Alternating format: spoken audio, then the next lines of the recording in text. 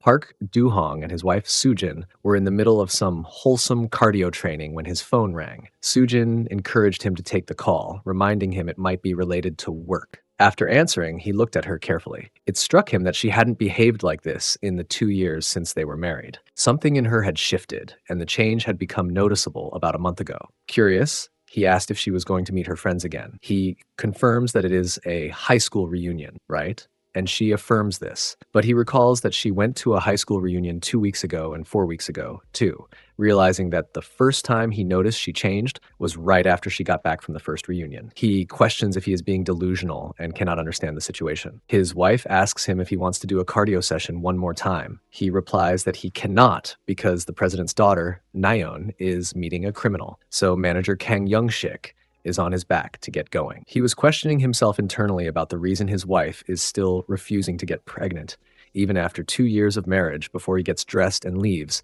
heading outside where a luxurious car pulls up aggressively. Two men are seen running toward the car, addressing him as a boss. Do-hong interrogates the whole situation. One man explains that the criminal and Miss Naon are inside the Japanese restaurant, and he tells Do-hong to listen for himself because they set up a listening device. One of the subordinates passes a device to the Do-hong, who inserts an earpiece into his ear and groans, and the listening device transmits the criminal's voice, who swears and tells Naon to get ready for a workout session. Naon's voice is heard protesting, saying she doesn't really want to do the cardio session today and asking, but the man was insisting on it. Do-hong reacts, and he instructs the two men to talk to the store owner and ensure no one finds out about their actions. The men rush into the restaurant, and one man confirms the order, saying, "Yes, boss," and all of them reach Naon, having an argument with that criminal who was forcing her to do exercise training.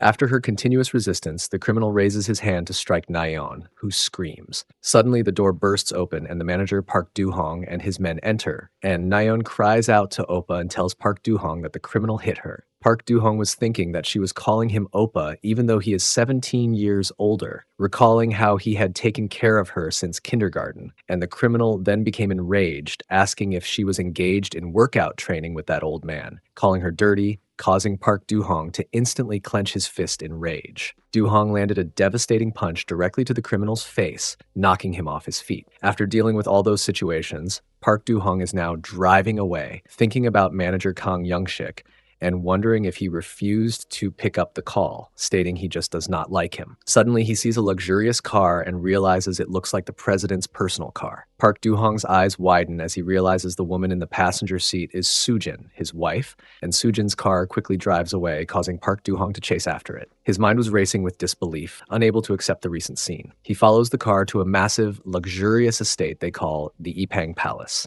a place where President Kwok Tae-yong and his cronies host immoral parties, and he grips the steering wheel, realizing the place is notorious. He reflects that he knows this better than anyone else because he used to drive women to and from this very place, suddenly wondering if Kang Young-shik sent him on business trips whenever Sujin went to her reunions for this very reason, but he immediately pulls back, telling himself not to jump to conclusions. He continues to rationalize, stating that the president, who introduced him to his wife, would never keep his old secretary as a sparring training partner for his wife, as he steps out of his car and approaches the entrance. The scene inside shows a decadent party with wine and prescription pill bottles on a tray, as President Kwok Tae-yong is now engaged in cardio training with a woman who is indeed Sujin. Sujin sees someone enter and cries out the president's name, making Kwok Tae-yong look up in shock. But he quickly recovers and cheerfully greets Park Do-hong, asking about his presence there. Park Do-hong sees his wife, Sujin, with Kwok Tae-yong, and he asks Kwok Tae-yong about the whole situation. Kwok Tae-yong, holding Sujin's orbs,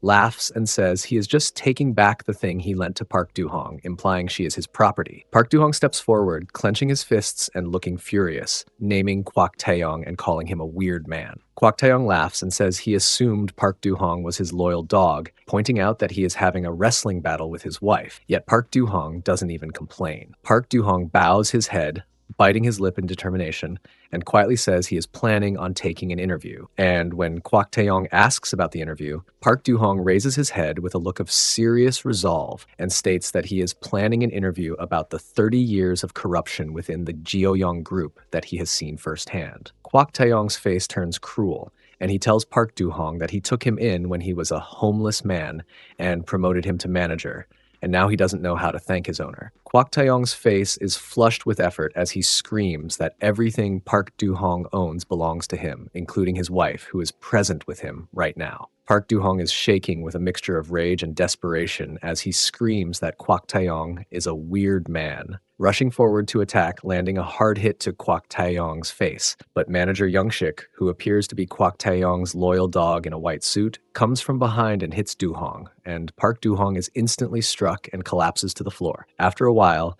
he found himself on a dark, rainy night in the mountains, and Park Do-hong woke up to the sound of thunder and rain, groaning in pain, looking up to see the other men holding shovels, standing over him. Manager Youngshik greets Park Do-hong, telling him there was no need to wake up because he could have gone painlessly. But Park Do-hong begs the man Sang-woo not to kill him, insisting he must have gone mad for a second. Manager Youngshik asks Lee Sang-woo if he has something to say, and Lee Sang-woo replies that he has nothing to say, silently beginning to dig a hole while the group brutally throws mud over Park Do-hong, who screams in pain as the rain continues to fall. Do-hong felt utterly helpless, and he believed he was living like Kwak Taeyong's dog, and was convinced that he was destined to die that way. He told himself that if, by some miracle, he managed to survive, he would take revenge on every one of them. After some time, he came to and discovered that he was engaged in sparring practice with a young girl. He had been lying partially unconscious while the girl tried to rouse him, asking whether he was really all right. Gradually, he became aware that his identity had shifted.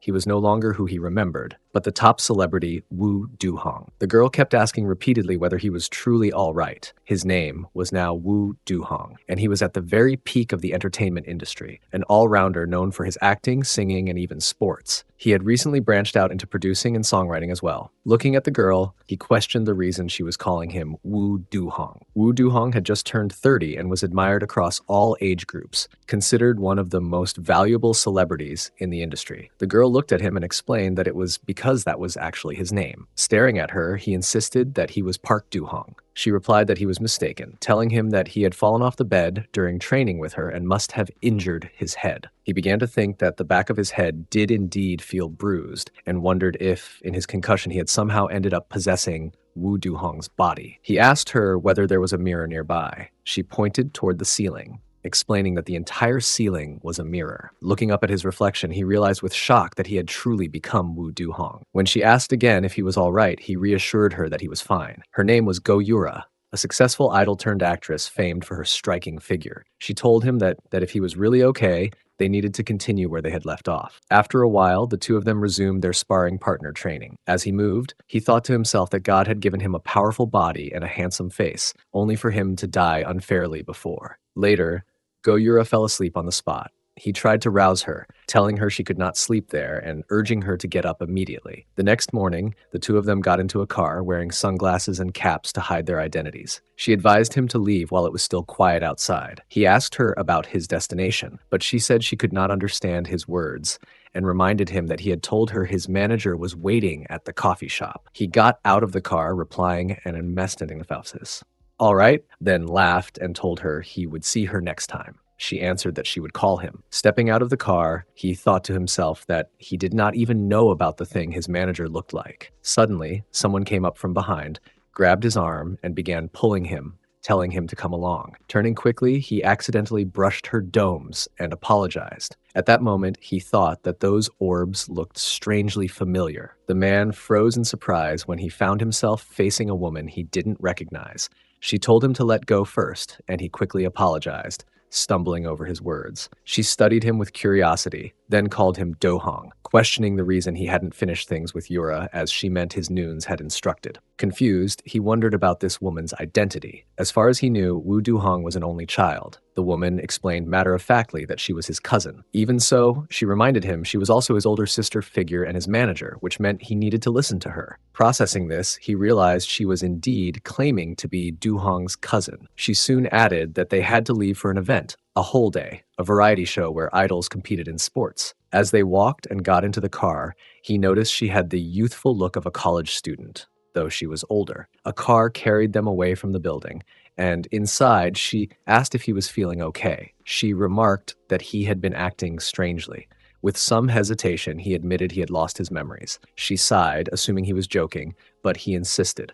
He told her he didn't even remember her name, claiming he had hit his head at the hotel. Shocked, She asked if he was serious. He pleaded with her to guide him, to help him understand how he used to live. They reached the stadium, where the Idol Star Olympics were underway. A soccer match filled the arena with cheers. Fans shouted for their favorites, and Aiden's name rose above the crowd. On the bench, Wu Duhong was sitting while his teammates battled on the field. Word spread that Duhong was known for scoring quickly once subbed in. Nearby, a group of admired female idols walked past. Lee Sion, San Songi, and others, their presence drawing remarks about how lively and cute they were. Some called out encouragement to Hyuk Oppa. Duhong, still adjusting to his strange new reality, thought the idols looked amazing, but his body betrayed him in awkward ways. He muttered in frustration at his unwanted protein bar reaction, wondering how the real Wu Duhong ever dealt with such things. Soon, the call for substitution came. Remembering his manager's advice, he resolved to feign a head injury at the right moment so people would believe his amnesia story. On the field, the commentators introduced him with excitement. They spoke of Wu Duhong's reputation for excelling at everything: acting, singing, and especially sports. As the ball flew in his direction, the commentators shouted his name. He leapt into the air, pretending to go for it planned. The crowd erupted when the ball found its way into the net. The announcers cried out goals again and again, praising Duhong's dramatic entrance. Fans cheered wildly, including Suna, who waved balloons and celebrated with infectious joy. She even called out her love for Duhong Oppa, jumping up and down with excitement. Duhong adjusted himself discreetly, thankful no one noticed his earlier problem. When the final whistle blew, the commentators confirmed the blue team's 2-1 victory. Suna rushed to him with a microphone, asking eagerly if he knew about her. Smiling, he said, of course he did, which thrilled her even more. But before the moment could settle, chaos struck. A staff member grabbed Suna from behind, harassing her. She screamed in protest. Duhong immediately stepped in, striking the staffer and knocking him down. Holding Suna's hands, he asked if she was okay, and she called him Duhong Oppa with trembling relief. The staffer recovered and lunged again, cursing angrily, and delivered another powerful hit on Duhong's head, and he became unconscious. Later, Duhong awoke in a hospital bed, his head wrapped in bandages. Groggy and confused, he looked around until he noticed Suna sitting nearby. She smiled with gratitude, thanking him for saving her earlier. She grabbed his protein bar and both of them engaged in a wrestling battle. 1 hour earlier, Suna had been standing outside Duhong's hospital room, worrying about the possibility that he might actually be badly hurt. At that moment, Duhong's Nuna had approached her and reassured her that Duhong would be all right and that she should not worry too much. Nuna had also explained that he had been struck in another place besides his head. Suna had been unable to clearly understand Nuna's words, so Nuna had tried to change the subject, insisting that it was nothing. Suddenly, during their conversation, a man had appeared and called out to Suna, telling her that she was going to be late and should come back to visit Duhong tomorrow. He had insisted that they should leave now. At that point, Nuna had stepped toward the man and asked him to speak with her privately for a moment, while Suna went ahead to check in on Duhong first. The man, confused, had asked the reason she wanted to talk to him. Nuna had then explained that once Duhong was discharged from the hospital, there would be a good chance for collaboration between their agencies. She had added that there was a nice cafe on the first floor, suggesting they go there, and the two of them had left the area together. Meanwhile, Suna had remained outside Duhong's room for a while before finally entering. When she stepped in, she saw Duhong lying on the hospital bed, and her face showed deep worry as she thought to herself that he must be in great pain. Returning to the present, the two of them were now engaged in a wrestling battle. After the workout routine ended, Suna received a phone call. She had responded to the caller by saying that she would head down shortly. After ending the call, Suna had turned to Duhong and apologized, telling him that she thought she had to leave. Duhong had reassured her, saying it was fine and that she should go. She had agreed, telling him she would call him later and asking him to contact her again soon. Duhong had responded that he would see her again, and then Suna had left the room. Left alone, Duhong had sat on the bed in the hospital room, feeling as though a storm had just passed by. Suddenly, his Nuna had entered the room announcing that she had big news for him. She had sat down and explained that there was an important advertisement deal scheduled in Busan the next day, asking him if he would be able to make it. Curious, Duhong had begun asking questions about the advertiser. Nuna had revealed that it was the largest group in Korea, the Guoyong group. Hearing this, Duhong had been overwhelmed with both panic and excitement. The mention of Guoyong had triggered a flashback of his previous life, where his former boss, Taeyong, had shouted at him that everything he owned belonged to him. Filled with a sense of revenge, Duhong had resolved in his mind that he would go to Busan, no matter the circumstances, if it meant facing the Guoyong group. During the past month, Duhong was going thought a great deal about whether he should visit President Kwok, contemplating pushing him into a situation so dire that he would have no choice but to beg to kill him, or perhaps burying Kwok in a dirt pit and shoveling dirt over his head one scoop at a time, just as it had happened to Du-hong. He decides he does not plan on killing Kwok easily, but he still cannot think of a specific plan, and he notes that he came here today to see the Kwok Taeyong face and prepare for the day of revenge. A voice announces that standby is in 30 minutes and instructs everyone to get moving, causing people to murmur around the Du-hong. He wonders how he will meet President Kwok and is impressed that the Guoyong group controls the entire Guoyong Bridge. He then sees Suna approaching and calls his name, asking if she is also participating in the commercial shoot, to which she replies breathlessly.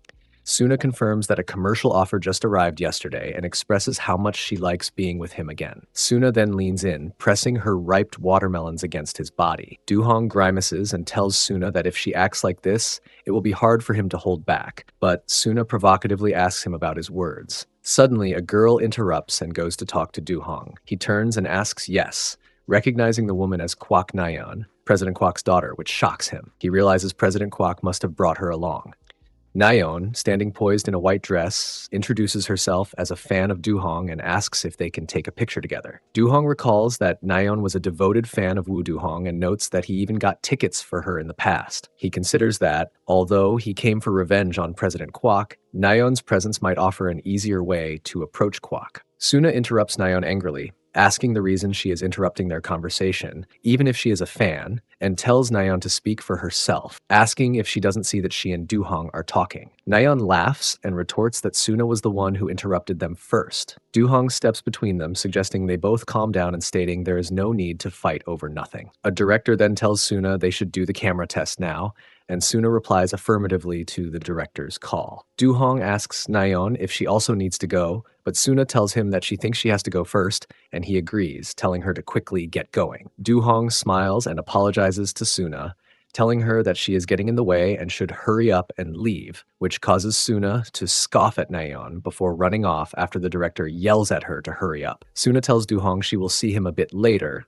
and Du-hong thinks that now he can get some information on Kwok Taeyong from Naon as they stand alone. He asks Naon if she is from Busan, but she looks down hesitantly, causing him to ask if she does not want to tell him and if he should just go, but she quickly stops him. She admits she is Kwok Naon from Seoul and is truly a fan of Du-hong. Du-hong observes her, thinking that her calling him Oppa feels good, but he reminds himself that he must find out if Kwok Taeyong is nearby. He greets her and asks who she came to Busan with, perhaps a friend, and Naon replies that she came with her father to get some fresh air because of his work. Du-hong is surprised and finds the presence of her father unexpected, realizing that Kwok Taeyong is nearby. Naon asks if it is not okay that she came with her father instead of a lover, and he quickly says it is awesome and touching. He leans in close to her, and Naon thinks he is very near, but Nuna interrupts from a nearby car, asking about Du-hong's actions since the filming is starting soon, and asks about that woman. Du-hong replies that he met a fan, and Nuna asks if that is true. Naon introduces herself as Kwok Naon,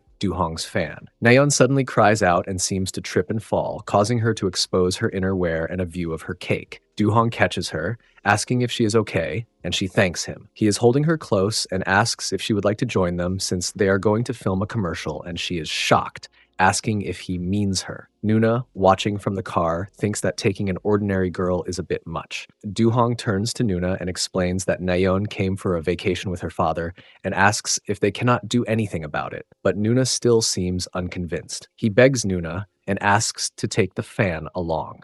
Nuna thinks that Du-hong must have fallen for the girl and sighs, telling him she will meet the director first so he can show his fan around the van in the meantime. Nuna walks away, and Du-hong wonders the reason for mentioning the director so suddenly. He was having a flashback and realizing that Suna is leaving them alone, and concludes that she must have no choice, because if a protein bar acts in this way, shooting would be impossible. Thinking that Nuna is truly the only one who understands him, he tells Naon to get in the van, and she thanks him, stepping up into the vehicle. He thinks that although he does not have feelings for Naon, He must use the daughter of his enemy. Inside the van, he thinks Naon is President Kwok's daughter, but he can at least forgive her since she is not involved in his revenge. Naon thinks she is so nervous being in the car alone with Du-hong. Du-hong touches her head and thinks about how he used to hold her hand, tutor her, and watch her date when she became an adult. He thinks it might have been President Kwok's orders that he watch her, and meeting her again brings back some memories, causing him to realize he is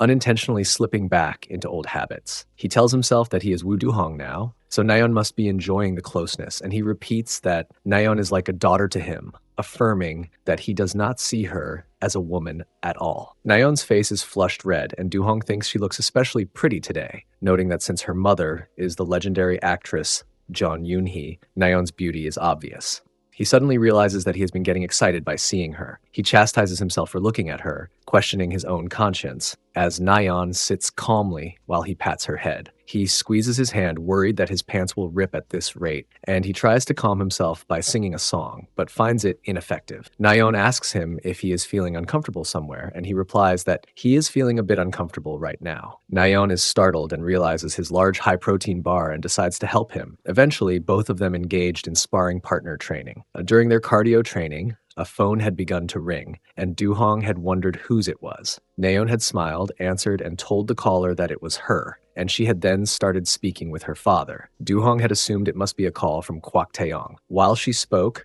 Naon had informed her father that she was nearby and with someone at the moment. Du-hong had joked that they should speak together for just a moment. She had stayed on the line for a moment. The dad then turned to Du-hong and said that her father was asking her to come immediately. Du-hong had agreed at once and inquired where she should go. Naon had explained that the destination was the Guoyong Highway, at an advertising studio where her father worked. He had replied that he would take her there, and she had asked whether he was sure. He had reassured her that he was, adding that he had been planning to go for the advertisement shoot as well. Naon had returned to the phone to tell her father that she would head there right away. Left with his own thoughts, Du-hong had realized that he would finally meet Kwok Taeyong. He had felt uncertain about how to react. Part of him had imagined carrying out the slow revenge he had planned, while another part had thought about ending things quickly and decisively. Du-hong steps out with Naon, wearing a white suit and walking confidently toward the film set. He hears someone call out Naon's name, and he recognizes the voice, wondering if it belongs to manager Kang Young-shik. The manager, dressed in a gray suit, approaches Naon, who says she is surprised to see him there. Young-shik asks about the guy with her, and she replies that he is her guest. Du-hong, seeing the manager approach Naon, calls out her name, but the manager quickly stops him. Du-hong introduces himself as Wu Du-hong, extending his hand, and the manager replies that he is manager Kang Young-shik of Guoyong. They shake hands firmly, with the manager putting a great deal of force into his grip. Du-hong thinks that this person likes to feel superior to others, but since he is a big star, the manager cannot openly look down on him and must maintain some level of respect. The manager thinks that this crazy guy is squeezing his hand so hard and wonders about his identity. Du-hong recalls a haunting memory of being in the rain with the manager, who told him he should have passed on painlessly instead of waking up. Du-hong decides that the manager is not even a worthy opponent for his revenge and thinks he will not kill him easily. The manager retracts his hand, looking pained, and Du-hong puts his hands together, smiling to himself. Manager Young-shik collects himself and tells Du-hong that it is an honor to meet him, and mentions that his wife is a big fan of Wu Du-hong. Du-hong replies that the honor is his as well, and the manager asks for his signature if it is not too much trouble. Du-hong asks for the manager's wife's name, and the manager says it is Cho Myung. Du-hong repeats the name Cho Myung and says he understands. He then tells the manager that if it is not rude to ask, he would prefer to give her his signature directly next time. The manager asks if he means it directly, and Du-hong smiles coyly. The manager then answers a phone call and tells the person on the other end that he is there now, understanding the instructions. The manager explains to Naon that after the filming, there is a company dinner with advertising officials, and the president will attend, instructing the manager to ensure Naon also attends. She confirms he understands. Naon asks if Du-hong can come to the company dinner as well, but Du-hong says he is not sure about that. The manager steps in, explaining that various celebrities will be joining, so Du-hong should come too. Du-hong asks if he should attend the dinner, and the manager confirms it, bidding them farewell with a bow. Du-hong observes the manager looking at Naon's balloons as he bows. He thinks the manager is a weird man for looking at Naon's balloons. The manager walks away. Du-hong asks Naon about the president that the manager mentioned. She then confesses that she has not told him something yet. Naon reveals that her father is actually the president of Guoyong Group. Du-hong is shocked to hear her say her dad.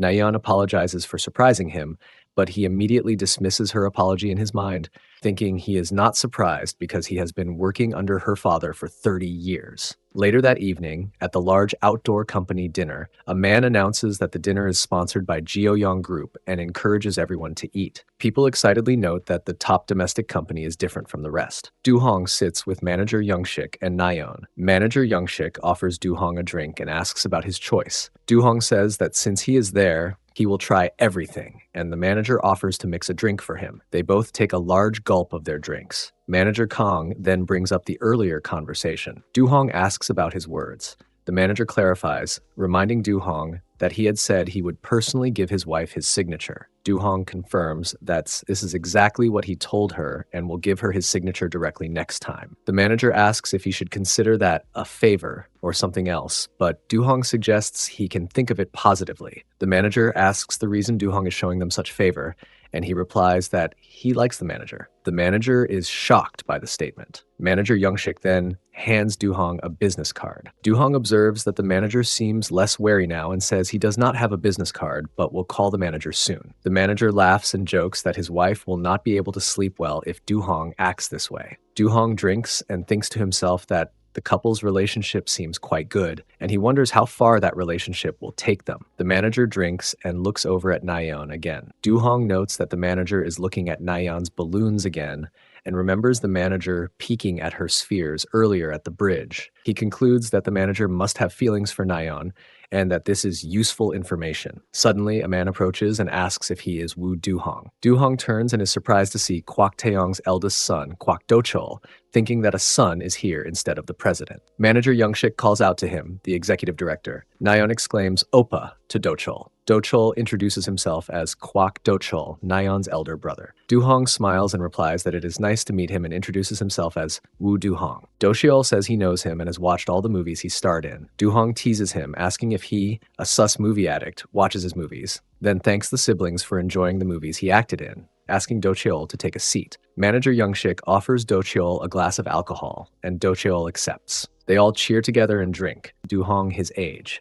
Du-hong replies that he is 30. Do-chol exclaims that they are the same age and asks if they should be friends. Du-hong thinks that Do-chol is the type of person who acts first and is impulsive, which worries his father, President Kwak. He notes that Do-chol has excellent drive and is being trained early as a successor. Du-hong accepts the friendship, agreeing to drop the honorifics. Do-chol shakes his hand firmly and then asks if they should do a love shot to commemorate their new friendship. Du-hong accepts, and they perform the love shot. Do-chol then asks how Du-hong got to know his little sister, mentioning that everyone in the family knows Naon likes him. Naon replies that they coincidentally met at Gwangan Bridge that day. Do-chol is surprised, saying that Naon must not be dating after all, as he thought she was. Du-hong thinks to himself that they are not dating, but they certainly did engage in a cardio session. Do-chol was saying that they should move somewhere else. He would like to show his friends something fun. They reach a busy, neon-lit downtown street under a crescent moon at night. The group is now inside a private, luxurious room featuring grand couches,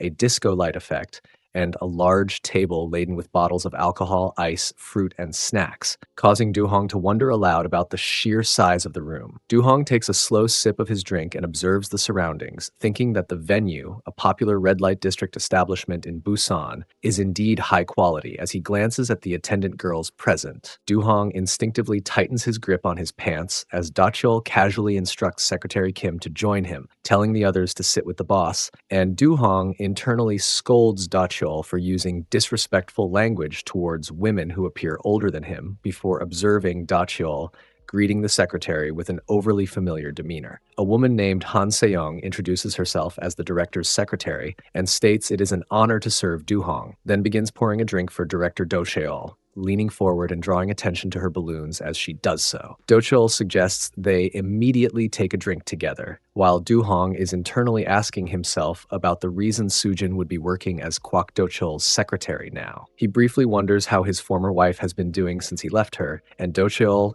interrupts his thoughts by enthusiastically encouraging everyone in the room to take a shot. Du-hong agrees to the drink, stating they will take a shot even if it kills them, and everyone raises their glasses and drinks quickly. Then Do-chul addresses Secretary Kim, asking if she knows Du-hong, to which she says nothing. Do-chul observes the secretary's demeanor and thinks to himself that she has been a longtime admirer of Wu Du-hong, but is trying to control her emotions in the presence of her superior. Do-chul then asks Du-hong directly if Secretary Kim is his type, and Du-hong forces a laugh, replying that he cannot deny she is beautiful, but she is not exactly his personal style. Du-hong internally wonders if he stared too long, as Do-chul follows up by asking the reason is looking at her so intently, and Du-hong explains that she looks different from the other women, noting that typically fawns and praises her, but she is not behaving that way. Do-chul says he understands Du-hong's point of view and puts his arm around the secretary's shoulders, then leans in to whisper a secret, revealing that the secretary has personal problems because her husband has been missing for about a month. Du-hong quietly processes this new information, acknowledging the situation,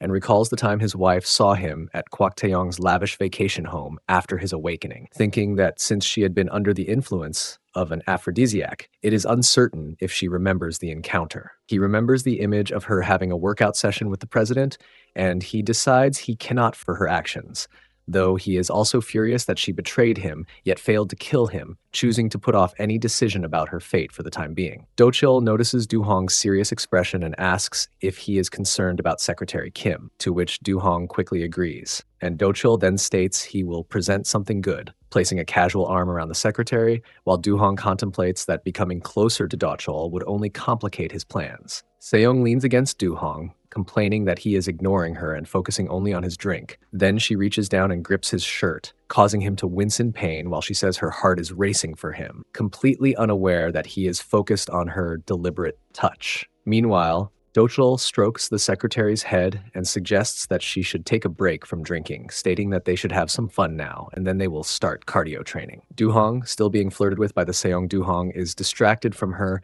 as he glances sideways at the activity next to him, his face showing a look of intense, complex emotion. Do-chul's wrestling battle is making him excited. Du-hong notes that, although he tries to deny any connection, he cannot stop watching his former wife please another man, acknowledging that he once truly loved her, but that her actions make him furious, before resolving that this entire degrading situation is a definitive way to send his wife off for good. Du-hong also engaged in sparring training in partnership with Seong, when Seong was completely surprised by Du-hong's high-protein chocolate bar. At the same time, Do-chul and the secretary continue their own cardio session in the same room, also surprised to see Du-hong's long sandwich. Do-chul was giving some hints to Du-hong, which means he wants to exchange partners. Partners had been switched, and Du-hong had told Secretary Kim that he was looking forward to the match before the two of them had engaged in the wrestling battle. As he watched her, a memory of his first night with his wife had unexpectedly returned to him. He had found it hard to accept that all of that had been merely an act designed to humiliate him. Determined not to go easy, he had decided to use more aggressive techniques. As the fight continued, he realized that she was an expert at this work now, and her body reacted to him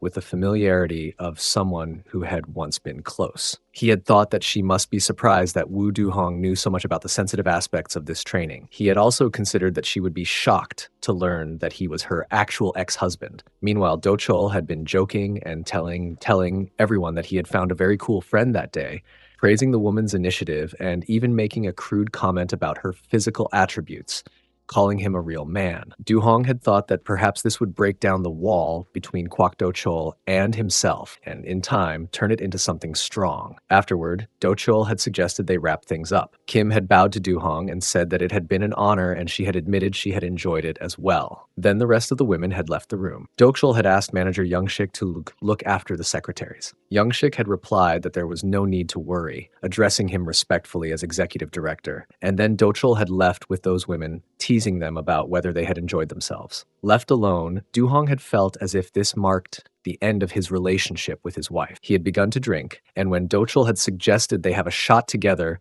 Du-hong, although irritated, had agreed. They had toasted, and Du-hong had remarked that the drink was bitter. Do-chul had laughed and said that hearing a star call something bitter was refreshing. Then he had asked whether Du-hong was enjoying the situation. When Du-hong had asked about his words, Do-chul had explained that he was referring to Secretary Kim, questioning whether she was the best. Du-hong had smiled and admitted that she had been very capable, and he had not realized she could be that kind of woman. Do-chul had boasted that Kim was one of the best because she was the chairman's favorite secretary, and yet somehow she had been assigned to him, which he considered a bonus, and then he had laughed. Du-hong had thought how strange this man was, and he and his father treated people like objects and seemed to enjoy sharing them, including women. Du-hong had asked whether Secretary Kim's husband was missing. Do-chul had replied that it had nothing to do with him, and then he had described the husband's past, and he had once worked for the company, but, from Do-chul's perspective, had always been annoying. Do-chul had said the man had acted as if he were special because of his protocol with the chairman, and in Do-chul's words, he had been nothing more than a loyal dog, something to be discarded after it had served its purpose. Du-hong's expression had changed as he listened, and Do-chul had noticed and asked if he was all right. Internally, Du-hong had admitted that he had always worried something might happen, which had driven him to protect the chairman and the children. Now, however, he saw that these men treated others the way Do-chul had described. In that moment, he had wanted to smash something over Do-chul's head, or even kill him outright, but he had realized that violence would not erase his anger. He had told himself that it did not matter whether they were tigers or dogs, so he would go straight into their den, face them, and give them a relentless workout. All except, he thought, for that one man. A week after the drinking party in Busan, Kwak Do-chul contacted Du-hong again, asking to meet. Du-hong arrives at a bar and thinks he can't believe Do-chul reserved the whole wine bar for them. He feels that Do-chul wants to show off his wealth. Du-hong then notices Naon is there and thinks she has dressed up today, even wearing a beautiful dress she doesn't normally wear. He notes that after tasting Woo Du-hong's protein bar last time, Naon seems excited by it. He says to Naon that he was surprised to see her since Do-chul invited him. Naon says her brother told her he was meeting the man, so she asked if she could tag along because she would see Dopa. Du-hong asks if she wanted to see him that badly. Naon asks if he is asking that because he really doesn't know. Du-hong then thinks that the youngest daughter is the key player. He thinks he will use Naon to penetrate the Kwak family's strongest fortress. He vows to take them down one by one. Everything Chairman Kwak has. Do-chul then arrives at the bar, and the man thinks he is finally here. Du-hong is surprised that Do-chul brought his fiancée. He recognizes the woman as Yoon Hyena, a golfer with 5 KLPGA wins, but she is more famous for her innocent face and Miss Korea-like body. Du-hong's thoughts reveal that this woman is Kwak Do-chul's fiancée. Naon rushes to hug Hyena and says she missed her. Hyena hugs Naon back and says she is glad Naon came too, that she also missed her. Du-hong then says hello to Hyena, and Hyena looks at him, surprised. Du-hong thinks he doesn't have to introduce himself because everyone in the country knows his name. Du-hong thinks that she is arrogant. Kwak Do-chul says hello and introduces Hyena as his fiancée, adding that he brought her because she is a fan of the Du-hong. Du-hong is surprised that the KLPGA star is Do-chul's fiancée.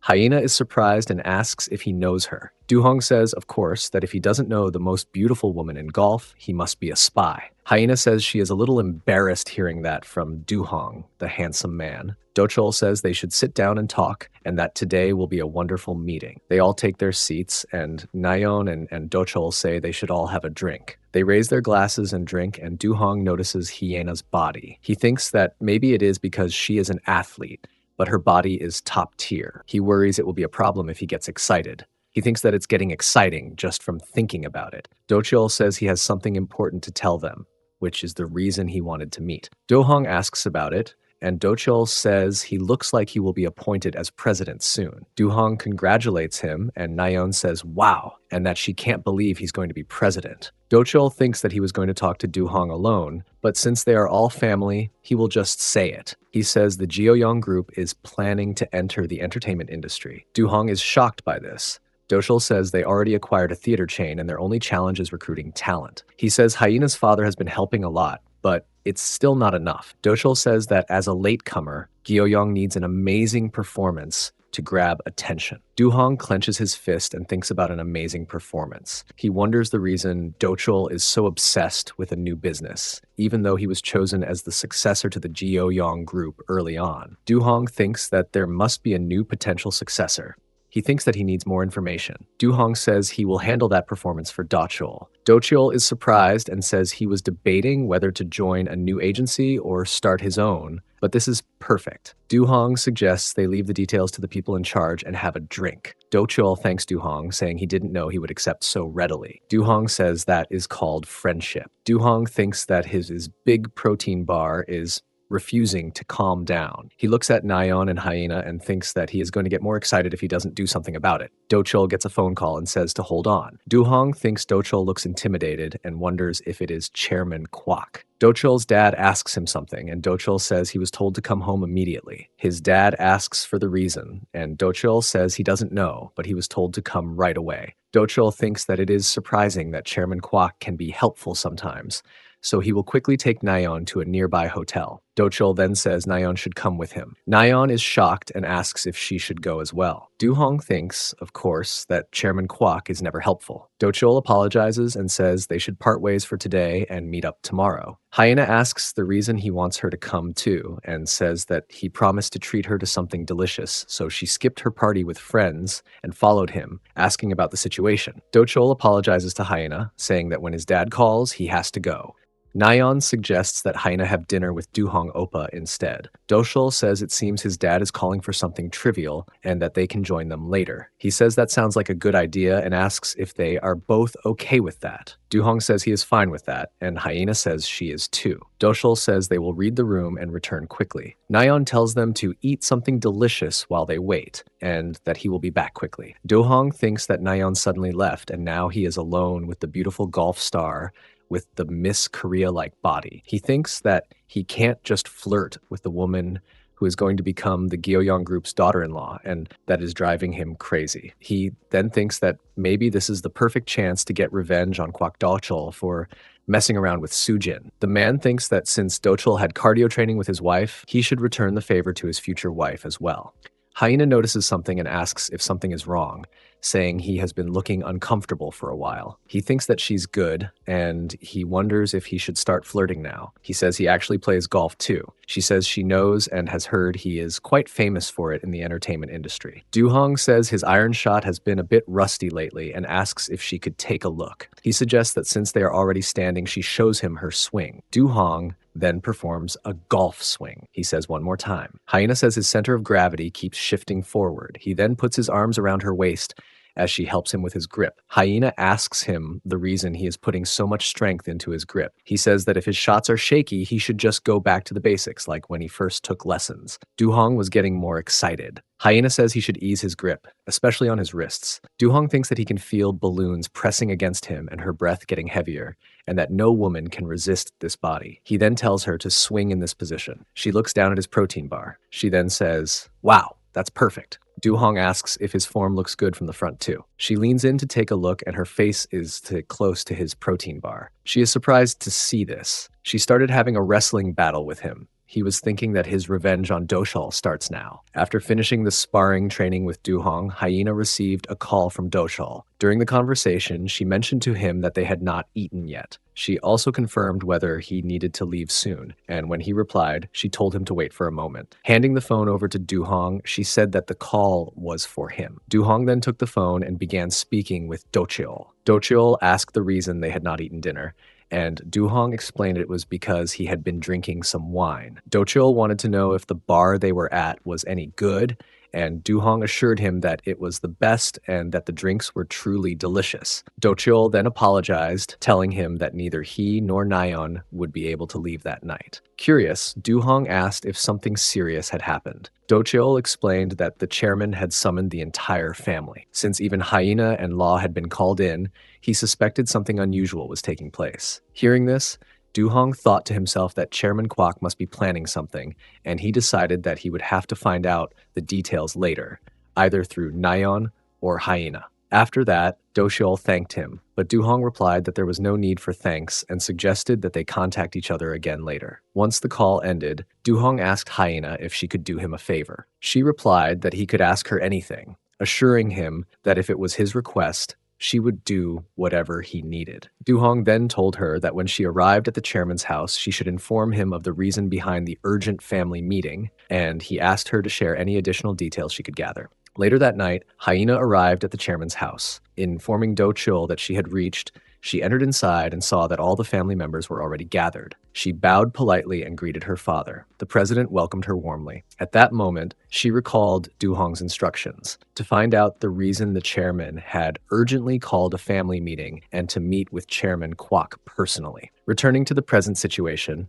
she asked the president about the reason for summoning her, pointing out the significance of the fact that she had been included in the call. 2 days later, Du Hong, accompanied by his Nuna, arrived at Do Chul's company building. The atmosphere inside was filled with a sense of welcome and courtesy. As soon as they entered, Do Chul greeted both of them warmly, pointing out with a smile that it was their first visit to his company. Du Hong shook hands with Do Chul firmly and expressed his gratitude. He remarked that he was thankful for the opportunity to come to Guoyong and enjoy the grandeur and hospitality that was being shown to him. Do Chul, in return, responded sincerely, explaining that it was even more of an honor for him to host one of Korea's top stars as his guest, and he emphasized how much it truly meant to him. At this point, Du Hong turned to make an introduction. He presented his Nuna to Do Chul, saying that she was his cousin, Miae, who also served as his manager and now oversaw everything related to him, both personally and professionally. Mike added her own brief introduction politely, maintaining her professional composure. Do Chul looked at her with a welcoming expression and said that it was a pleasure to meet her, then gestured for them to take their seats. Once they had settled down, Do Chul turned his attention to Mie and asked if she would like to have something to eat or drink. She replied politely that she would like a cold glass of water. After that, she glanced at Du Hong and asked him if he needed anything. Du Hong casually responded that he would like a mixed coffee. Do Chul immediately called for Secretary Kim and instructed him to attend to the guests and bring the things they had requested. Secretary Kim responded promptly with a respectful "yes, boss," and began to make arrangements. As Secretary Kim moved, Du Hong turned back and caught sight of him. At that moment, Do Chul mentioned to Du Hong that he was already familiar with her from the time in Busousan. Hearing this, Du Hong suddenly grew nervous, but he managed to reply that, of course, he knew her. The situation shifted when Mie intervened, saying that they needed to discuss the contract. Do Chul explained that such matters were usually handled by a separate person who was in charge of contracts. He then asked if Mie was the one managing Du Hong's contract affairs. Du Hong confirmed without hesitation that his Nuna, Mie, was responsible for all of it. Do Chul smiled knowingly and remarked that it seemed Du Hong placed complete trust in her. Mie gave a warm smile in return, affirming that it was indeed the case. Do Chul then suggested that it would be more suitable for Mie to review the contract separately with the person in charge. Mie accepted the suggestion politely, saying that she would do so. Following this, Do Chul gave clear instructions to Secretary Kim, ordering him to take Woo Mie to Director Kang's office. Secretary Kim acknowledged the order respectfully and then gestured to Mie, asking her to follow him. Mie stood up and, with her usual calm demeanor, followed Secretary Kim out of the room, leaving Du Hong and Do Chul alone. Once she was gone, Du Hong asked Do Chul if Director Kang was the same person he had met before. Do Chul explained that Kang had recently been promoted. He assured Du Hong that they had worked well together in the past and expressed his gratitude. Du Hong was slightly confused by Do Chul's sudden tone of gratitude and asked him the reason for it. Do Chul explained that many film and entertainment companies, along with several high-profile actors, had signed contracts with Guoyong Entertainment. He stressed that much of this achievement had been possible because of Du Hong's influence, for which he felt deeply thankful. Du Hong, however, responded with a polite smile and told him that there was no need to thank him so much. He said it was his honor, but in truth, the credit should go to Guoyong's investment. Do Chul disagreed gently, saying that while money was certainly an important factor, pointing out that even Jobong Entertainment had invested heavily, the real reason they had been able to bring in so many A-level actors so quickly was entirely due to Du Hong's influence. Du Hong repeated calmly that it was unnecessary to thank him to such an extent, reminding him that they were friends anyway. Just then, the door opened, and President Kwok Taeyong entered the room along with his daughter, Naon. The sudden appearance of both of them made Du Hong feel tense and frustrated. He struggled to control his rising anger, thinking to himself that this strange man was standing right in front of him and that he could have eliminated him on the spot. But instead, he forced himself to remain composed, reminding himself that patience would serve him better until the right moment for revenge came. Breaking the tension, Do Chul turned to Du Hong and introduced him to the chairman. Nervous, Du Hong introduced himself as Du Hong, but his words came out mixed and hesitant. He was inwardly aware that his composure was faltering, but again, he told himself to remain patient. The president extended his hand and introduced himself as Guoyong's chairman, Kwak Taeyong. They shook hands, and Du-hong replied that it was an honor to meet him. In his thoughts, however, he was mocking the man, believing that he still imagined himself to be the greatest person in the world. Chairman Kwak complimented Du-hong, remarking that he looked as impressive in person as he had heard. Naon, standing beside her father, smiled warmly and added that her father was right, saying that Du-hong was indeed very handsome. Hearing her, Du-hong could not help but notice how beautiful she looked that day, even more than usual. His eyes lingered on her outfit as he silently admitted to himself that he was reacting strangely in such a situation. He thought that perhaps his Snickers bar was unusually eager for battle whenever it came to the women of the Kwak family. Chairman Taeyang asked Du-hong if he was truly going to sign a contract with Guoyong Entertainment. Du-hong answered that yes, they had given him a good opportunity, and he added politely that the chairman could also speak to him more casually. The chairman replied that he should indeed do that, but mentioned that he had heard Do-cheol faced some difficulty. Do-cheol quickly explained that, of course, since Du-hong was South Korea's top star, things were not easy. The chairman continued, saying that according to his youngest, he had heard Du-hong was a friend of Do-cheol's, but that Do-cheol never pressured him into signing, and he asked if this was true. Du-hong assured him that it was, explaining that Do-cheol had been so generous about the matter that it actually felt burdensome for him. The president laughed, remarking that it was good to hear, but that regardless of friendship, it was always best to keep a balance of give and take. Do-cheol then asked the chairman about his sudden appearance. The chairman glanced toward his daughter and explained that since the nation's biggest celebrity was there, he wanted to see his face at least once, especially because his youngest daughter wanted to meet him. Naon smiled at her father, and the president continued by saying that though he would have liked to talk more, he had another commitment and must leave. Du-hong bowed respectfully and said there was no problem, as it had been an honor to meet him. The chairman told him that the honor was his as well, and then added that next time, if Du-hong agreed, he would like him to have dinner at his house. Du-hong looked excited and replied that he would love to, so long as it was not a bother. The chairman assured him that it was no bother at all, since all it required was simply adding another spoon to the table. Nayeon's face lit up as she told Du-hong that they should definitely eat together, and Do-cheol also encouraged him, saying he should join them. Du-hong agreed warmly, saying that he would then look forward to it. The chairman expressed how fortunate Do-cheol was to have such a respectful friend, and then left the room, saying he would see them at his house. Du-hong said goodbye while Nayeon called after her father, saying she would see him at dinner. After the chairman left, Do-cheol, still surprised, remarked that he could not believe the chairman had come without any prior notice. He turned to Nayeon and asked if she had arranged it. Nayeon laughed and explained that she had only mentioned that Du-hong would be coming to sign the contract. Do-cheol brushed it off, then told Du-hong that he might be late, so he should eat first with Nayeon. Du-hong asked if he really wanted him to go there on his own. Nayeon quickly agreed, saying that they should go right away,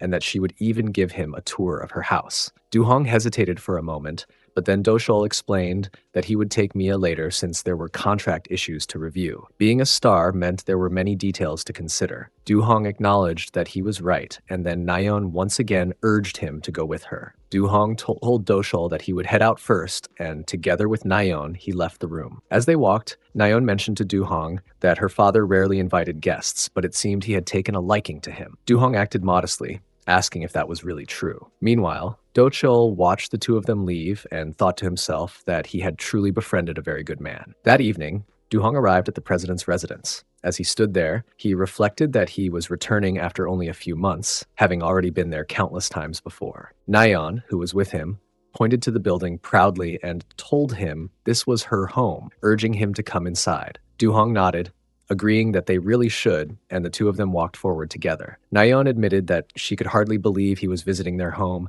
saying it felt like a dream come true. She welcomed him warmly and asked him to come in. As they entered, Du-hong looked around at the surroundings and thought to himself that the place had not changed at all. Nayeon called out to her mother, but there was no response. She tried calling again, but her mother did not answer. Hearing her, Du-hong thought to himself that she must be referring to her mother, which meant she was speaking of the madam of the house. Chairman Kwak's wife, Joan Yeon-hee, came to his mind, once a legendary silver screen star who had dominated her generation. Though older now, she still carried the beauty of her youth, along with a warm and kind heart. She had always been kind to him, and simply thinking about meeting her again made his heart race. Suddenly, Nayeon called out Du-hong's name, pulling him from his thoughts. He asked her to give him a moment, saying he wanted to go upstairs briefly.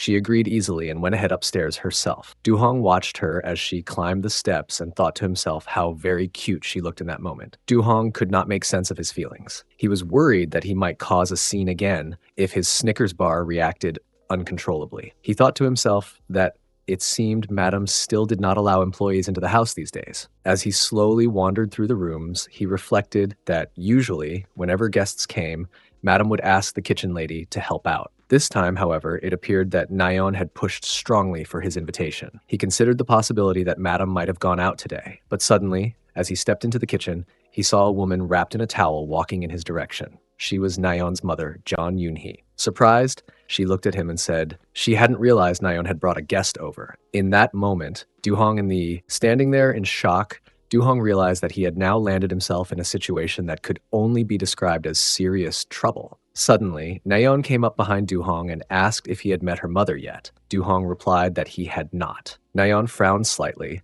saying she herself wasn't sure about her mother's presence in the house since she hadn't even been answering her phone. Just then, her mother appeared, now fully dressed, and asked Nayeon about her return. Nayeon quickly asked her mother the reason she hadn't picked up her calls. Her mother apologized, explaining that she had been taking a shower. Nayeon then smiled and pointed toward Du-hong, telling her mother to look. The moment her mother's eyes fell on him, recognition struck. With surprise, she asked if the guest her daughter had invited was really Woo Du-hong. Nayeon, brimming with excitement, confirmed it and admitted that she had deliberately not told her in advance, wanting it to be a surprise. Du-hong bowed politely before her mother and introduced himself formally, saying he is Woo Du-hong. At the same time, he thought to himself that he had forgotten one important detail. He was, in fact, one of the few celebrities Madame truly admired. Just then, as the moment unfolded, Nayeon's mother suddenly slipped from her shoe and lost her balance, almost falling. Reacting quickly, Du-hong rushed forward and caught her, steadying her before she hit the ground. In the suddenness of the moment, her hand brushed against his thigh by mistake, though she seemed to believe it was his protein bar she had touched. Du-hong asked with concern if she was all right. She replied softly that she was fine, and he smiled with relief, saying he was glad she was okay. But in her mind, she realized in shock that the thing she had touched was not his protein bar at all, but his thigh. Nayeon, worried, immediately asked her mother if she was hurt. Her mother admitted that she was all right, but thought her ankle had been twisted. Du-hong gently observed that she might have sprained it. Asking to be excused for a moment, he guided her to sit on the couch. Though her mother protested, insisting he needn't trouble himself, Du-hong carefully sat down on the floor in front of her, lifted her foot onto his lap, and began working on it with firm, practiced movements. Embarrassed, she kept insisting that it was unnecessary, but he calmly told Nayeon to bring some ice and a towel. Nayeon quickly agreed and left to fetch them. Once they were alone, Du-hong reassured Madame that she would feel better if he gave her a proper massage. She hesitated, but eventually allowed it. Du-hong began pressing into the muscles of her leg more firmly, explaining that it seemed her muscles had gone into shock after the sprain. Madame responded with concern, saying she understood, but at the same time, she could not help but experience mixed emotions. She was flustered yet strangely affected by the sensation. Meanwhile, Du-hong, focused on his task, was thinking to himself that Madame was clearly more sensitive than he had imagined. Her reaction to his touch confirmed it. The three of them gathered around the table, and in front of them was a dinner that looked warm and inviting, each dish giving off a comforting aroma. Yoon-hee began to eat slowly, her expression carrying both relief and slight embarrassment, and she apologized softly. She admitted that she had not been able to prepare much for them, as if she felt guilty about not providing more. Du-hong immediately joined in to reassure her, reminding her that she had injured her ankle and therefore should not worry at all about the meal. He told her sincerely that her cooking was more than enough and that her skills in preparing food were truly wonderful. As he spoke, Du-hong suddenly drifted into a memory from his past life. He saw himself once again sitting before her, eating the food she had set out. In that moment long ago, she had urged him gently, saying he must be very hungry and should try some of the dishes as well. That small act of kindness had remained engraved in his heart. Returning to the present, Du-hong reflected deeply that even now, he could never forget the home-cooked meal she had prepared for him. He remembered clearly the time when he had just come out of the orphanage and had been welcomed with her cooking. At that moment, he had felt an overwhelming sense of warmth and belonging, and it had been so powerful that he had felt as though tears might spill from his eyes. Breaking him away from his thoughts, Yoon-hee turned her attention to Naon and asked the reason her brother had not yet returned home when he was the one who had invited the guest. Naon, while chewing her food, admitted that she did not know either, and guessed that perhaps something urgent had come up that delayed him. While she spoke, her eyes moved toward Du-hong, and she noticed that he was quietly separating the carrots from his food, picking them out and placing them neatly to the side of his plate. The sight made her burst into laughter, and she teased him, saying it was very funny that even as a grown man, he still avoided carrots, pointing out that there was clearly a childish side of him that had not disappeared. Yoon-hee joined in with laughter too, adding with amusement that she also knew another person who used to do the very same thing, though she had eventually convinced him to eat the carrots later on. Their laughter and teasing made Du-hong feel shy, his face turning slightly awkward.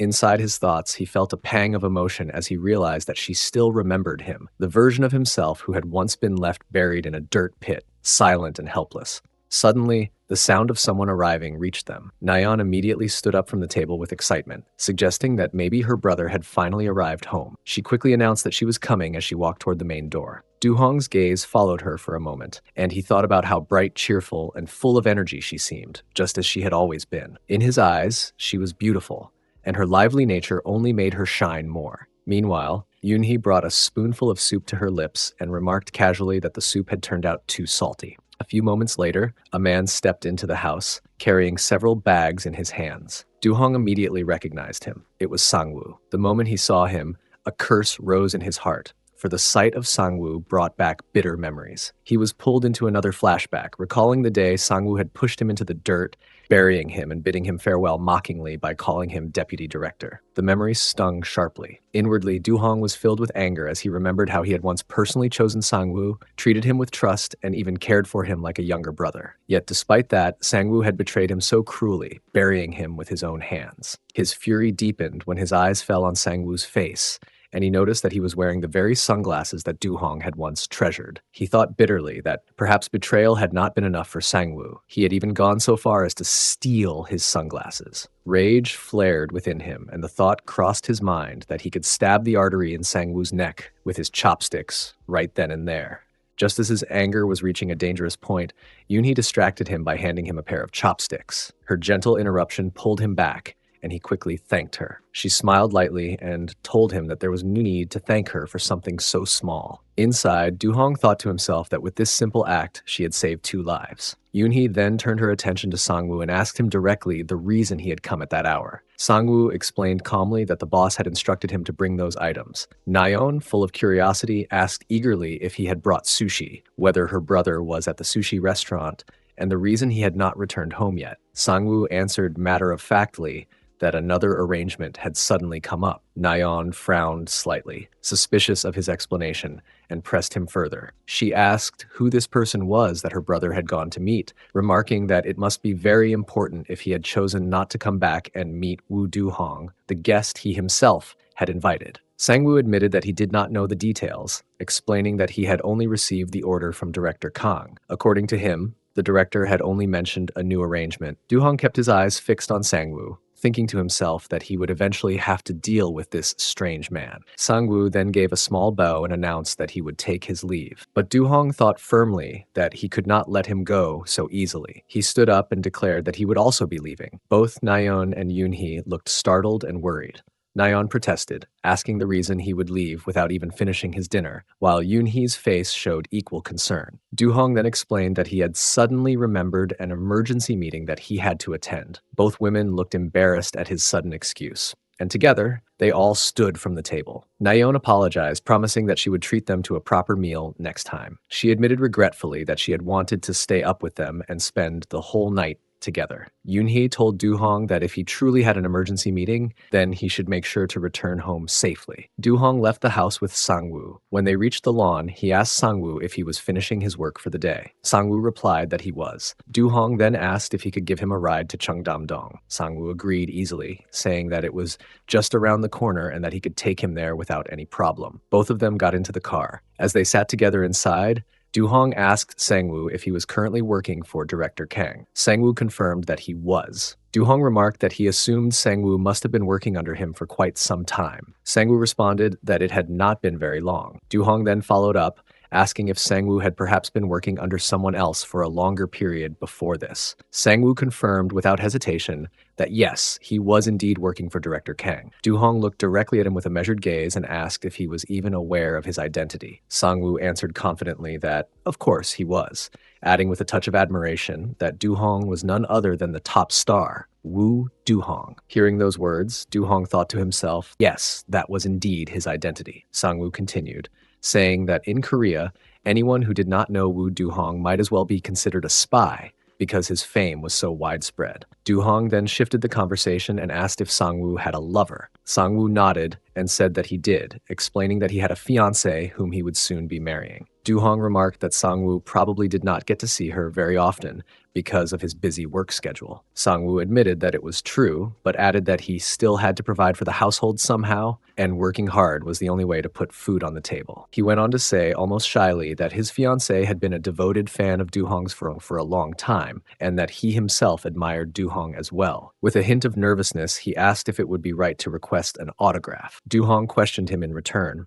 asking if he really meant his words and then also inquiring about the exact time he planned to meet his fiancée. Sangwoo explained that they had arranged to meet later that day. Hearing this, Du-hong proposed an idea that since Sangwoo had given him a ride, he could give the autograph in person directly to his fiancée. Sangwoo's face lit up with excitement, and he eagerly asked if Du-hong truly meant it. Du-hong reassured him by saying of course, and told him to inform her ahead of time. Sangwoo expressed his gratitude sincerely, feeling extremely thankful for the favor. Not long after, Du-hong was seated at a restaurant with Sangwoo and his fiancée Seongji. The three of them sat together at a table, and glasses of beer were placed before them. The atmosphere was light, filled with small talk and clinking glasses. Seongji turned to Du-hong with a smile and asked if he would like to have a drink. Du-hong replied without hesitation that he would, and they all raised their glasses for a toast before drinking together. As the alcohol warmed their throats, Seongji remarked with delight that the wine served at that bar was particularly good. Du-hong's gaze lingered on her, and in his mind, he thought about how she seemed already intoxicated by the lively atmosphere. Seongji leaned forward and asked him again about the autograph she had been promised. Du-hong studied her closely, and a thought passed through his mind, and she was strikingly beautiful. He could see very clearly the reason Sangwoo had chosen her as his fiancée. At the same time, darker reflections stirred in him. He recalled how long he had contemplated his revenge on Sangwoo, thinking that simply killing him would never be enough. He decided firmly within himself that he would take away the one person Sangwoo loved most, his beloved fiancée. Sangwoo gently told Seongji not to rush Du-hong, assuring her that he would give the autograph later. Du-hong, observing this, thought to himself that Sangwoo was a strange man. Inside, he resolved that from that moment onward, he would involve himself with every person Sangwoo ever tried to marry. After a short while, Sangwoo excused himself from the table, saying he would step away for a bit. Du-hong immediately thought that Sangwoo must be leaving to use the bathroom and noted to himself that it was the perfect timing. As soon as Sangwoo was gone, Seongji shifted her seat closer to Du-hong. With eager anticipation, she repeatedly asked him for the autograph. She explained that she had already prepared a beautiful sheet of paper for him to sign, showing it to him proudly. Du-hong looked at it but shook his head, saying that he did not want to sign on that paper. He asked her instead where she thought he should sign. Looking at her balloons, he admitted with deliberate hesitation that he was not sure himself. Seongji's cheeks flushed slightly, and she told him to stop joking around. Du-hong leaned closer and told her that, in fact, they should go right then, revealing that he had a secret hideout on the top floor of the wine bar. Hesitant but curious, Seongji asked if they really had to leave immediately. Du-hong, ignoring her hesitation, politely thanked the receptionist and asked her to cover for them. He requested that if his friend came back from the bathroom, she should tell him that Du-hong had received an urgent call and left the bar, while Seongji had stepped out for a walk to sober up. Seongji walked beside him toward the upper floor, and as they went, she nervously asked about the situation that would happen if Sangwoo found out. Du-hong answered with confidence that the receptionist would explain, but added to himself in thought that Sangwoo would never fully believe it, and that was precisely the point. That doubt would be enough to make him anxious. When they entered a private room upstairs, they began taking a hot shower together. The warmth of the water spread through the room, and Seongji admitted that the sensation felt exciting. Du-hong, in turn, thought to himself that he, too, was feeling a rush of excitement as the hot water poured over them. In his mind, it was as though he were back in sparring practice, paired against an opponent. He resolved silently that whatever Sangwoo had taken from him in the past, he would now return equally, giving back exactly as much as had been taken. During the workout session, Du-hong spoke firmly to Songji, demanding that she end her relationship with Sangwoo. His sudden words carried such weight that they left her completely stunned and speechless. At the same time, on the other side, Sangwoo was overwhelmed with panic. His voice trembled with worry as he tried desperately to get in touch with Songji over the phone. He admitted in frustration that he had no idea where she had gone. He explained that she had run off while he had briefly stepped into the restroom, and now, no matter how many times he dialed her number, she refused to answer his calls. His growing desperation was evident, and his inability to reach her only deepened his anxiety. The following day, outside a towering and modern-looking building, Du-hong and Mie sat together inside a car. Du-hong, gazing at the impressive structure, remarked that Guoyong Entertainment had even managed to establish a brand new headquarters right in the middle of Gangnam. Mie responded with a tone of analysis, explaining that this was essentially their declaration of war, a bold statement announcing their serious entry into the competitive entertainment industry. Du-hong, clearly irritated, questioned aloud the reason they continually summoned a busy person like him, forcing him to come and go so frequently. Mie reassured him, clarifying that it was not just him being inconvenienced. She explained that apparently all the celebrities who had signed contracts with Guoyong Entertainment had been instructed to attend this event. According to her, it was most likely some kind of inauguration ceremony, and on such an occasion, it was only natural for the top star of Guoyong to be present. Du-hong immediately objected, insisting that he was not the top star. Mie, however, did not press further. Instead, she told him that she would go park the car and catch up to him shortly, urging him to go ahead without waiting. Agreeing to her suggestion, Du-hong stepped out of the car. Before parting, she added that she would meet him later at the party, which was being held on the rooftop of the 30th floor. A few minutes later, Du-hong entered the grand building. The interior was filled with an atmosphere of prestige, and he was greeted with warmth and formality. His arrival was acknowledged with courtesy, and soon manager Youngshik approached him with a smile. Extending his hand, the manager remarked that Du-hong had come at exactly the right time. He expressed gratitude, acknowledging that Du-hong must be a very busy person, and he thanked him sincerely for making the effort to attend. Du-hong, in return, responded politely. He stated that it was he who should be grateful for the invitation, thanking the manager for having included him in the event. As he turned slightly, Du-hong's attention was drawn to two women who were standing nearby. Curious, he asked manager Youngshik whether one of them was his wife. The manager confirmed this and immediately called her forward. She stepped toward Du-hong gracefully and introduced herself with a soft voice. She said her name was Cho Myeon and confessed that she had always wanted to meet him. As Du-hong greeted her, his gaze lingered briefly on her hand, and within his thoughts, he noted to himself that she would be his next target. Myeon, on the other hand, was struck by the pleasantness of his tone and thought silently that he possessed such a beautiful voice. Beside her stood another woman, who stepped forward with a polite smile and introduced herself as Chomina, Myeon's younger sister. At that moment, Myeon held out a piece of paper and shyly asked if she could receive his autograph. Du-hong reassured her, saying that he would provide an autograph later. Myeon, suddenly worried she had overstepped, asked if she had been too presumptuous. Embarrassed by her sister's eagerness, Mina gave her a discreet nudge with her elbow, silently urging her to remain calm. Meanwhile, manager Youngshik appeared distracted as his phone rang. He excused himself courteously and stepped aside to answer the call. While speaking, he asked about Sangwoo's whereabouts, inquiring if Sangwoo had left for lunch and whether he had still not returned. Concluding the call, he stated that he would go check in person. Du-hong, overhearing the conversation, quietly reflected to himself. He considered that Songji must have broken up with Sangwoo, but he found it strange, noting how Sangwoo seemed to be acting as though he were losing his mind. Once the call ended, manager Youngshik returned briefly and apologized to Du-hong. He requested that Du-hong proceed to the venue without him for the time being, promising that he would join as soon as possible. Du-hong reassured him, saying that there was no need to worry and encouraged him to take care of whatever urgent matter he needed to handle. With that, manager Youngshik hurriedly left the building, his expression hardened with anger. As he walked away, he muttered under his breath, declaring that the strange behavior of Sangwoo was unacceptable and that he would not forgive him for it that day. Chomyeon suggested to Du-hong that they should head toward the nearby elevator. As she spoke, Du-hong glanced at her appearance, his thoughts briefly racing as he admitted inwardly that he was beginning to feel a certain excitement. Outwardly, he nodded with a calm smile and agreed, saying they should go.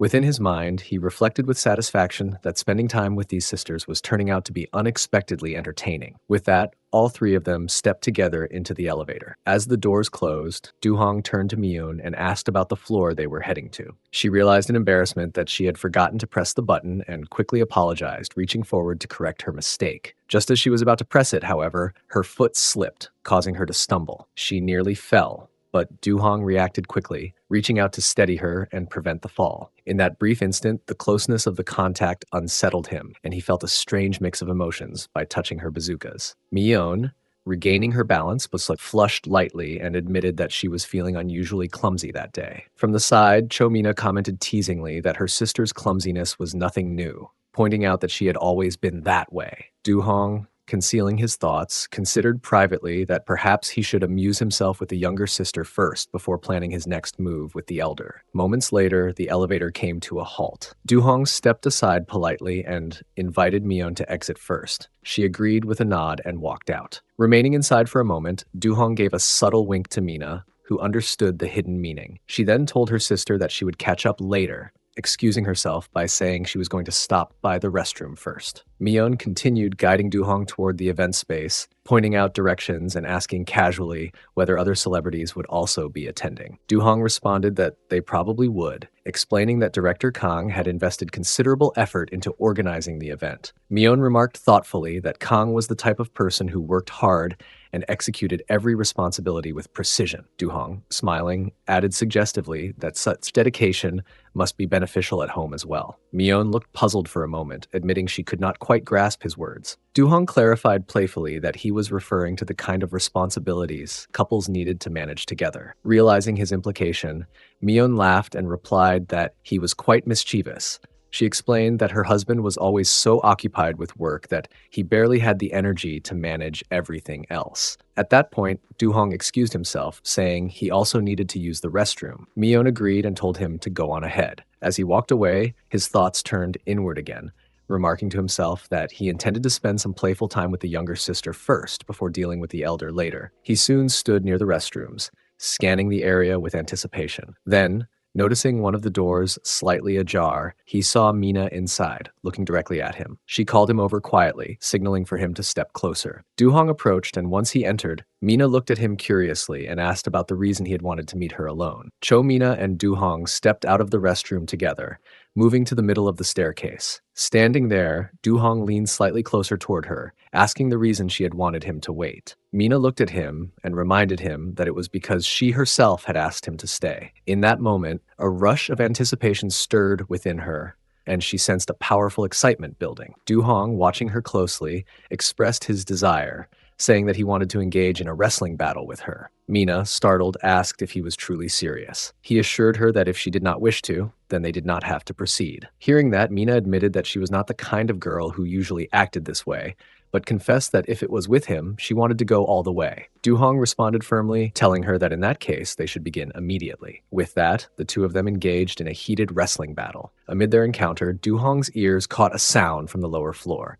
A voice from downstairs was saying that it had become chaotic upstairs, as all the top celebrities signed under Guoyong Entertainment had gathered. Du-hong paused briefly, listening intently, and wondered if someone was standing near the emergency exit below. Then he heard the voice again, more clearly this time. The person downstairs was speaking on the phone, saying excitedly that she had come specifically to see Wu Du-hong. She explained that it would be the first time she had run into him since they had met by chance at a film premiere. Du-hong tried to place the voice, realizing it belonged to a woman. Still on the phone, she admitted with enthusiasm that all she wanted was to have a workout session with him someday. Laughing at herself, she added that she knew it sounded crazy, but she had seen the popular memes circulating on the internet about him, particularly one highlighting his great high-protein chocolate bar. She asked her friend on the line if she had not seen it as well. Continuing, she confessed that even imagining such things made her excited, and as she spoke, she absent-mindedly exercised her fingers, strengthening them in anticipation. From the upper floor,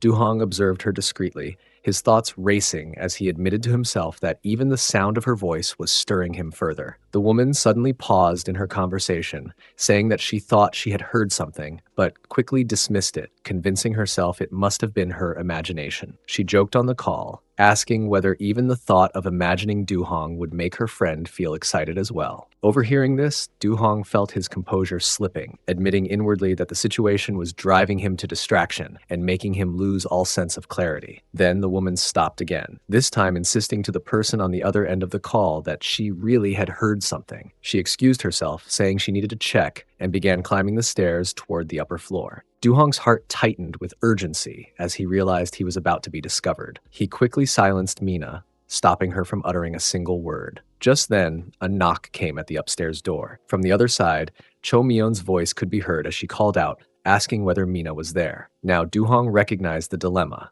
He was blocked on both sides, with Myeon at the upstairs door and the unknown woman approaching from below. The woman downstairs insisted again on the phone that she needed to see who was there. Moments later, the upstairs door opened and Myeon stepped inside, calling for her sister, but the room appeared empty. At that same instant, the woman from below also arrived, still holding her phone. The two women faced each other. The one on the call shook her head, saying she must have been mistaken and that she thought she had heard something, but clearly she had been wrong. She excused herself and walked away. All the while, Du-hong and Mina had managed to conceal themselves in another nearby room. After Myeon left, Du-hong let out a heavy breath, muttering that he felt as though he had lost 10 years of his life from the tension. Once his wrestling battle with Mina came to an end, Du-hong eventually walked out. As he passed through the corridor, the elevator doors opened and out stepped Do-cheol, accompanied by the very woman he had overheard earlier on the phone. Recognizing them, Du-hong greeted Do-cheol politely. Do-cheol, in turn, asked Du-hong about his presence there. As this brief exchange unfolded, Du-hong glanced at the woman beside him, his thoughts clicking into place. He realized at last that the person he had seen downstairs strengthening her finger was none other than the well-known television actress Kim Yo-sun. Now it became clear to him that she too was filled with excitement at the prospect of engaging in a cardio training session with him. Du-hong and Yo-sun exchanged a casual greeting,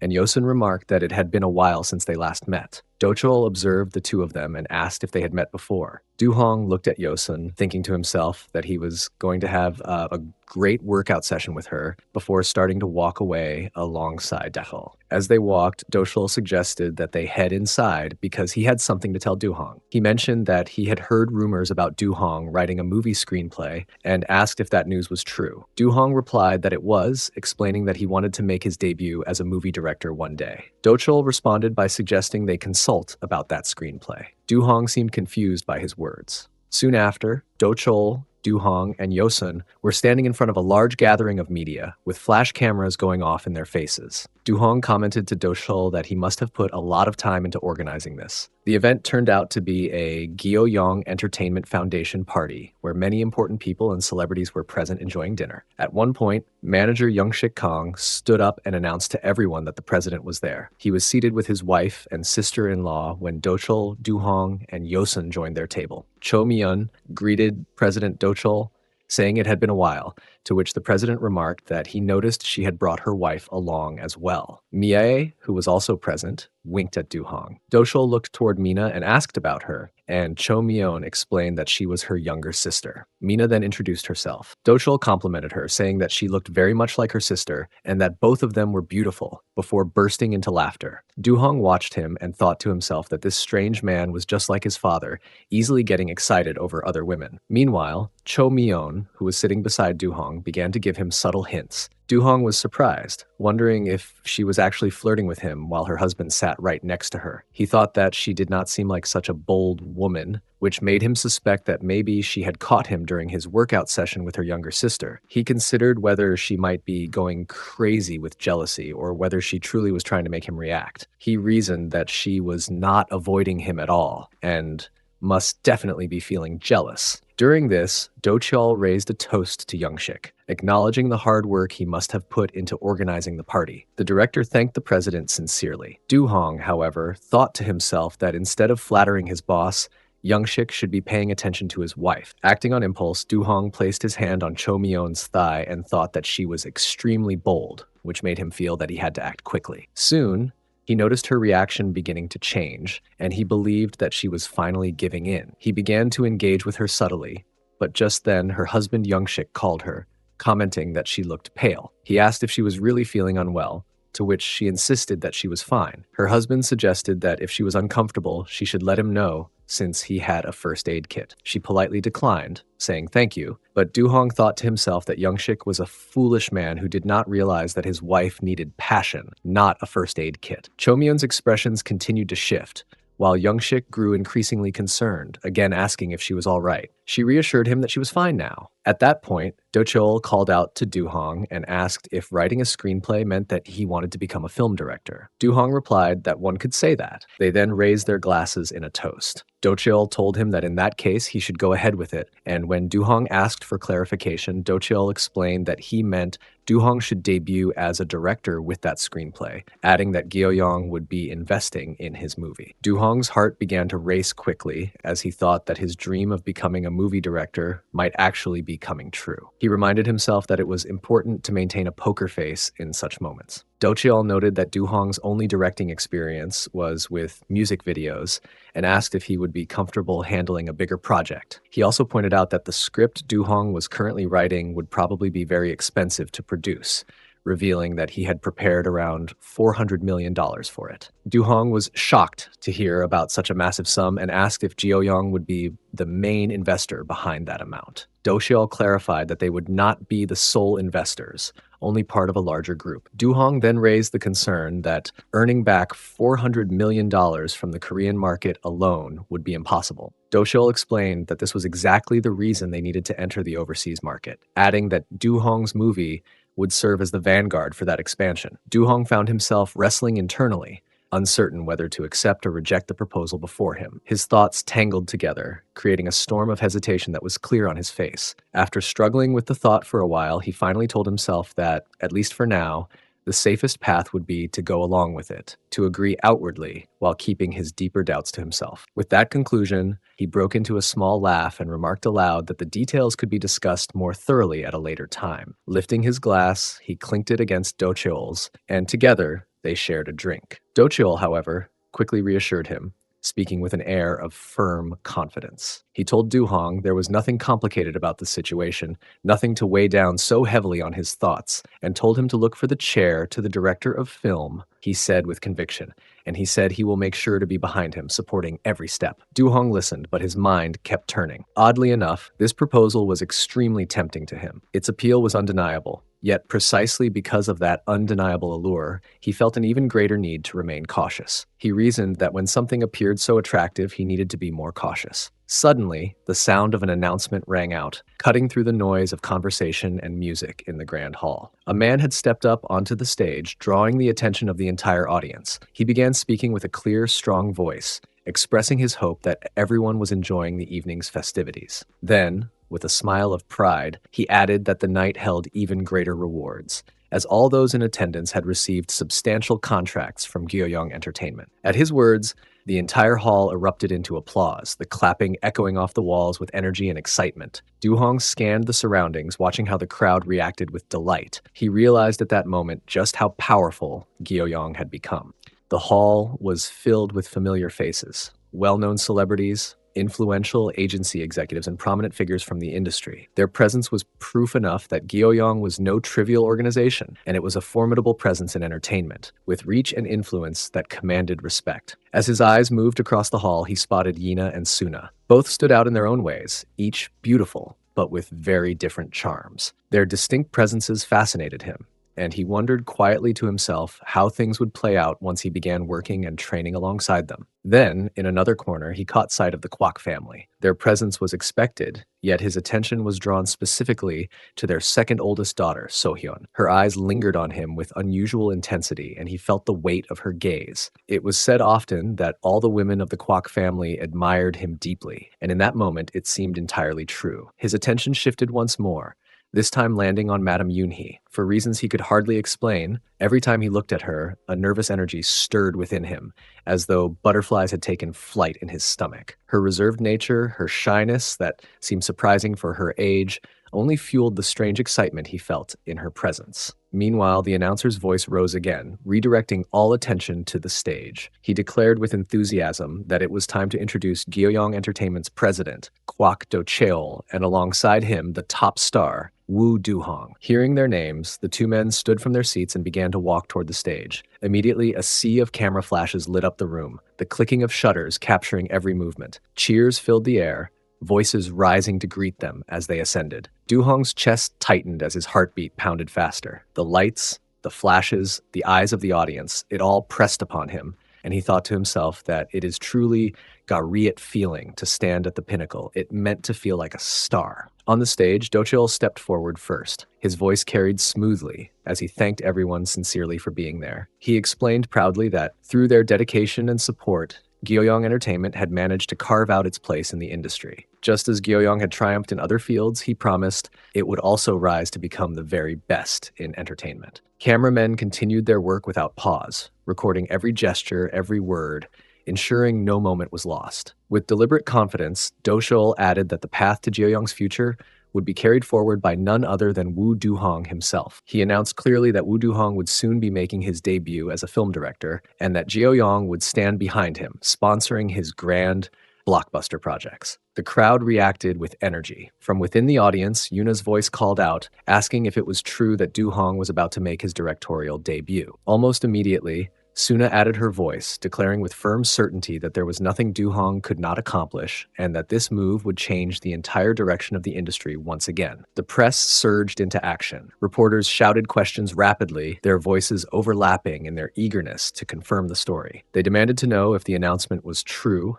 pressing him about his debut as a director. They insisted on details about the investment behind the project, repeating their questions about the exact figure, unwilling to back down without an answer. Duhong quickly understood the situation. He realized that Docheol intended for him to confirm the investment figure directly, to let the words come from his own mouth. Gripping the microphone, he began carefully, explaining that he had been told the investment would amount to somewhere around 400. But before saying that, he stopped for a moment. Yet as he prepared to finish the sentence, his eyes flickered toward Docheol. In an instant, a thought sharpened in his mind. Perhaps Docheol was attempting to use him, shaping the entire project according to his own designs. Rather than follow that path, Duhong acted decisively. With calm but firm delivery, he changed course and boldly declared instead that the offer he had received was for 1 billion. Inside, he silently apologized to Docheol, but he knew this choice was necessary. He resolved that from this moment forward, the planning and the control would remain firmly in his own hands. Docheol was in a complete state of surprise, utterly shocked and unable to process the words he had just heard. At that moment, Duhong extended the microphone toward him, indicating that he should speak further about the matter. With hesitation but also determination, Docheol began to speak, addressing Duhong and reminding him that he had clearly told him the figure was 400 million. Duhong, in response, clarified that the words he had mentioned earlier were based on the contract fee amount that he had assumed, according to the worth he believed his screenplay carried. Then, wanting to clear things up himself, he said once more that he should be given the microphone so he could correct it directly. Before this exchange could proceed further, the press and media intervened. They collectively raised their voices, declaring that, as expected from the Guoyong group, this scale of investment was truly a blockbuster. They emphasized that such an announcement seemed destined to overturn and shake up the entire domestic film industry. They continued by asking when the filming was expected to begin, adding that, considering the sheer magnitude of the investment, it appeared the project was also aimed at capturing the overseas market. They pressed, asking if all of these assumptions and details were indeed correct. Docheol tried to respond, beginning with a vague introduction by saying the thing is, but he was stopped midway by Duhong. Duhong urged him to hand over the microphone, promising that he would simply explain that his tongue had slipped earlier. He added that there was no need for Docheol to risk being scolded by the chairman over a misunderstanding that could be resolved so easily. However, Docheol firmly kept hold of the microphone and continued to speak. He started by addressing the matter on behalf of the Guoyong group, but then quickly corrected himself, shifting his words and making it clear that it was he, as the president personally, who would take responsibility. He announced boldly that he, together with Wu Duhong, would produce the greatest movie ever made. He further declared that the production budget would not merely be hundreds of millions, but would reach at least 1 billion. The people present at the event responded with overwhelming applause and cheering, while inwardly, Duhong felt deeply grateful toward Docheol for standing firmly with his plan. The next day, early in the morning, Duhong woke up in his own house, lying in his bed. As his eyes adjusted, he noticed his Snickers bar beside him and felt surprised by its presence. Muttering to himself, he admitted that he would need to take a break, and with a yawn, he got up and stepped out of the room. Upon entering the kitchen, he saw Mie standing there, busy cooking breakfast. The sight of her immediately excited him, filling him with a quiet joy. Just then, she turned around and asked if he had woken up. Smiling, she told him that she had prepared grilled eel, his favorite dish, and invited him to eat with her right away. They sat together and began their breakfast. While eating, Miai brought up the fact that Duhong's name was currently trending on the internet. She remarked that everyone was talking about him and that people were practically going crazy over the news. Curious, Duhong asked the reason this was happening. She explained that the reason was obvious. It was because of President Kwok's official announcement of a $1 billion investment. Duhong acknowledged her explanation with understanding, but she immediately added that it was not a matter to laugh about. She told him she had already received dozens of calls from people in the movie industry that very morning. He replied that he had also received 2 calls himself. As he looked down at his phone, he noticed an incoming call from Dochol. Answering, he heard Dochol asking to meet him. Dochol said they needed to talk specifically about the production cost. Duhong smiled and responded with agreement, saying he would come over right away. Leaving the building, Duhong paused for a moment to look back at it. Inwardly, he considered the possibility that if the situation turned out well, he might even be able to take over the building itself. While he was lost in thought, Sangwoo suddenly appeared, interrupting him. Sangwoo's face was filled with anger, and his manner showed a furious mood as he demanded a private conversation. Duhong immediately noticed the strong smell of alcohol coming from Sangwoo, surprising him since it was still so early in the morning. He thought to himself that perhaps Sangwoo's life had been weighed down by countless worries lately. Calmly, Duhong told him that he had an appointment with President Kwok, and therefore had no time to spare. But Sangwoo grabbed his arm tightly, insisting it would take only a minute. Observing him, Duhong speculated inwardly that Sangwoo's engagement might have been called off, that Seungji had possibly moved out of his house, and that she might have even blocked him entirely. Walking forward, Duhong agreed that they could talk, but suggested they do so while heading upstairs. He asked Sangwoo directly about the topic he wanted to discuss. Sangwoo, without hesitation, confronted him about the situation he had created with Seungji. Duhong replied that he could not understand his words. Following him closely, Sangwoo warned him not to act ignorant, accusing him of leaving together with Seungji that day. Duhong asked if he was referring to the day they had shared wine together. Sangwoo shouted angrily, confirming that yes, that was the day. He said the bartender had claimed they had gone their separate ways, but he refused to believe that story. Duhong calmly remarked that he needed to go to the 11th floor to meet the president, but Sangwoo demanded that he answer him first. Duhong told him that he did not know the reason he was making such assumptions, and asked whether something had happened between Sangwoo and Seungji. He pointed out that Sangwoo was drinking even while working, which suggested that something very serious was troubling him. Sangwoo retorted that Duhong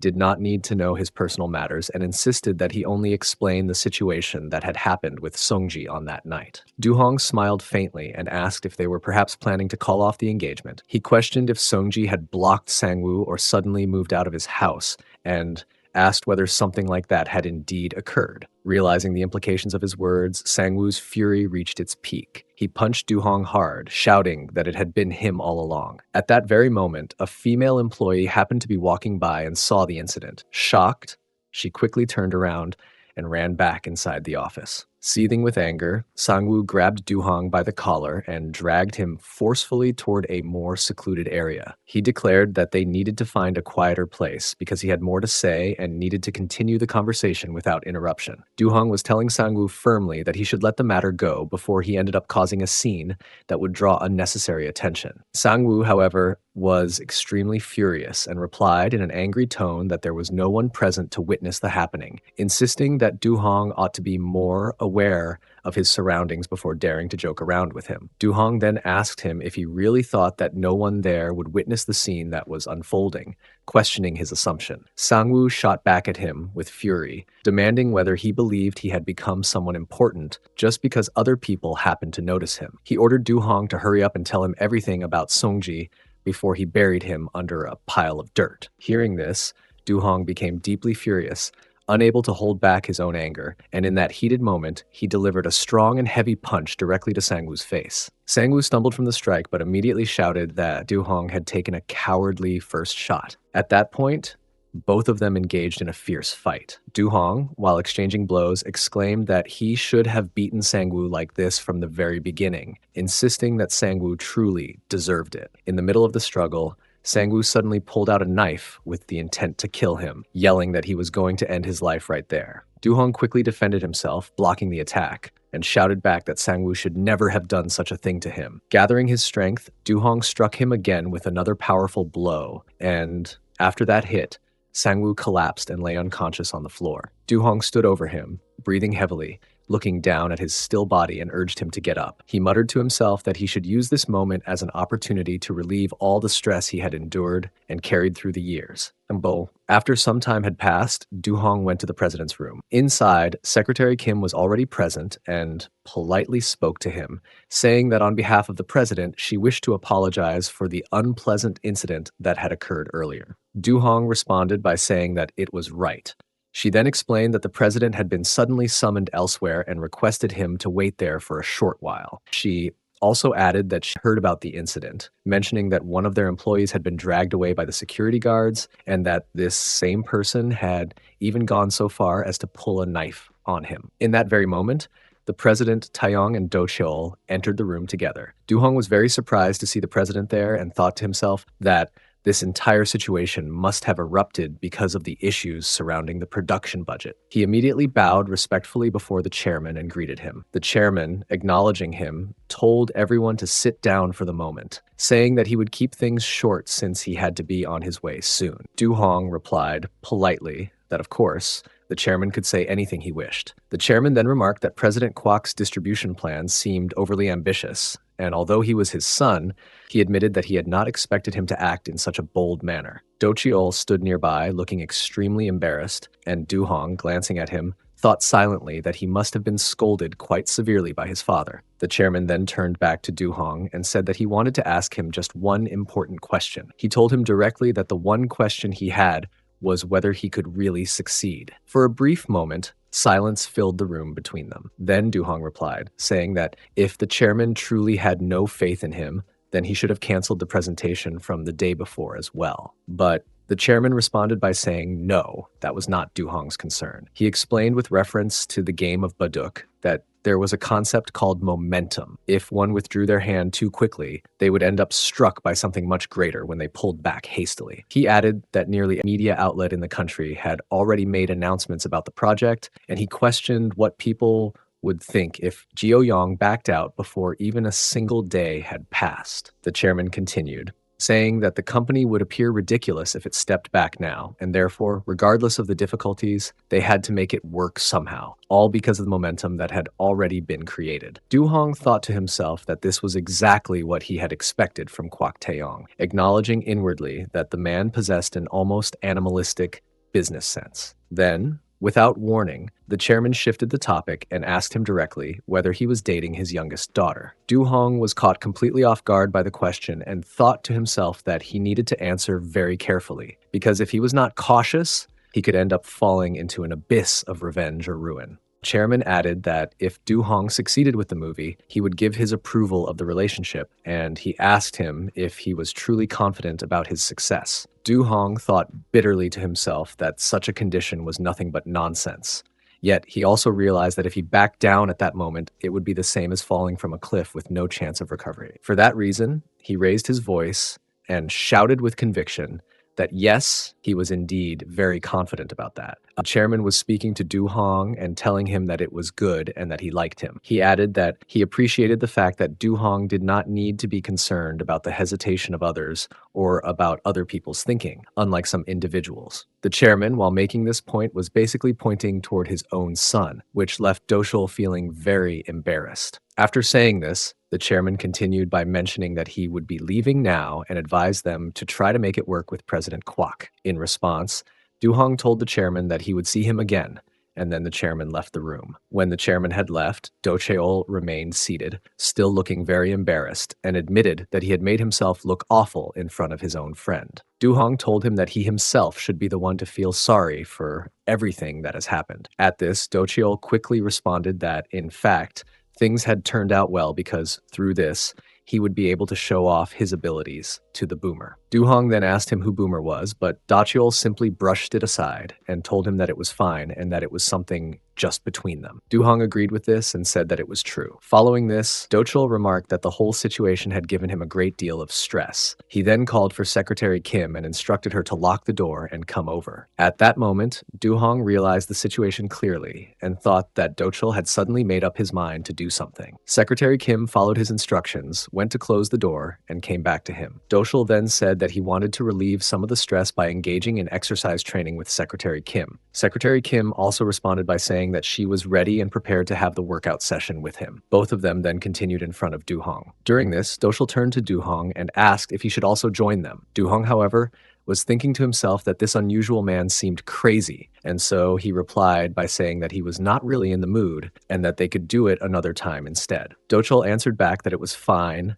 and that their superstar always needed to take care of himself. He then said that he would simply enjoy the training by himself. At that point, Du-hong decided to leave the room, telling them that he would get going first and wishing them to have fun. Dochiol responded by saying that it was fine and that they would talk later. After this, Du-hong left Dochiol's office. As soon as he stepped out, he suddenly encountered director Young-shik. Young-shik asked Du-hong if he was already heading out. Du-hong replied by saying that yes, he was, and added that he would meet him again later. Young-shik then reminded him not to forget about his promise. Du-hong, smiling, reassured him that he remembered about his wife and sister-in-law's signatures and told him that he would contact him later. Young-shik responded by saying that he would be waiting for him and asked him to head out carefully.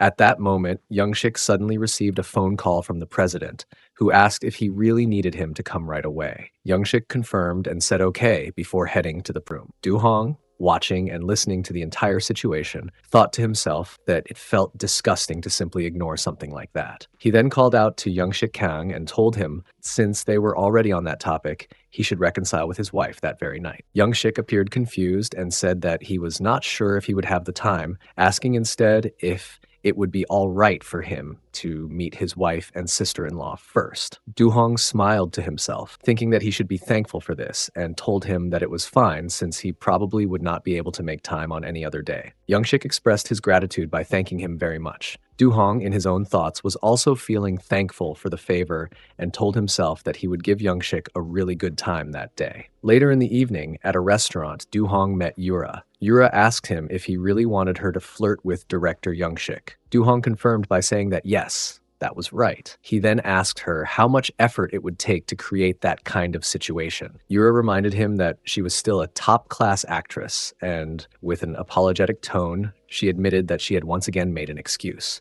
Du-hong then asked her if she could help him with it. She was saying that, of course, there was nothing easier in the world than trapping a man, but she also pointed out that there was a certain condition. She explained that Du-hong would have to spend a wrestling battle night with her, just like the last time. He responded by saying that it sounded great and added that he would make the reservation later. He appeared very excited about it and was also feeling grateful to her. Suddenly, Du-hong noticed Cho Myeon entering the hotel. He looked at her and began thinking about the reason for her presence there alone. Myeon came closer to him and asked if she was late. He replied that she had arrived at the right time, and then asked about Mina. Myeon explained that her younger sister had an emergency to attend to. Du-hong thought to himself that perhaps she did not want to meet him together with her little sister. He then introduced Yura by saying that this person right here was Yura, and asked Myeon if she knew her by any chance. Myeon said that yes, she had debuted as a member of a girl group and later became an actress. Yura expressed her gratitude, saying thanks for recognizing her, and introduced herself as Go Yura. Myeon accepted the introduction and introduced herself in return,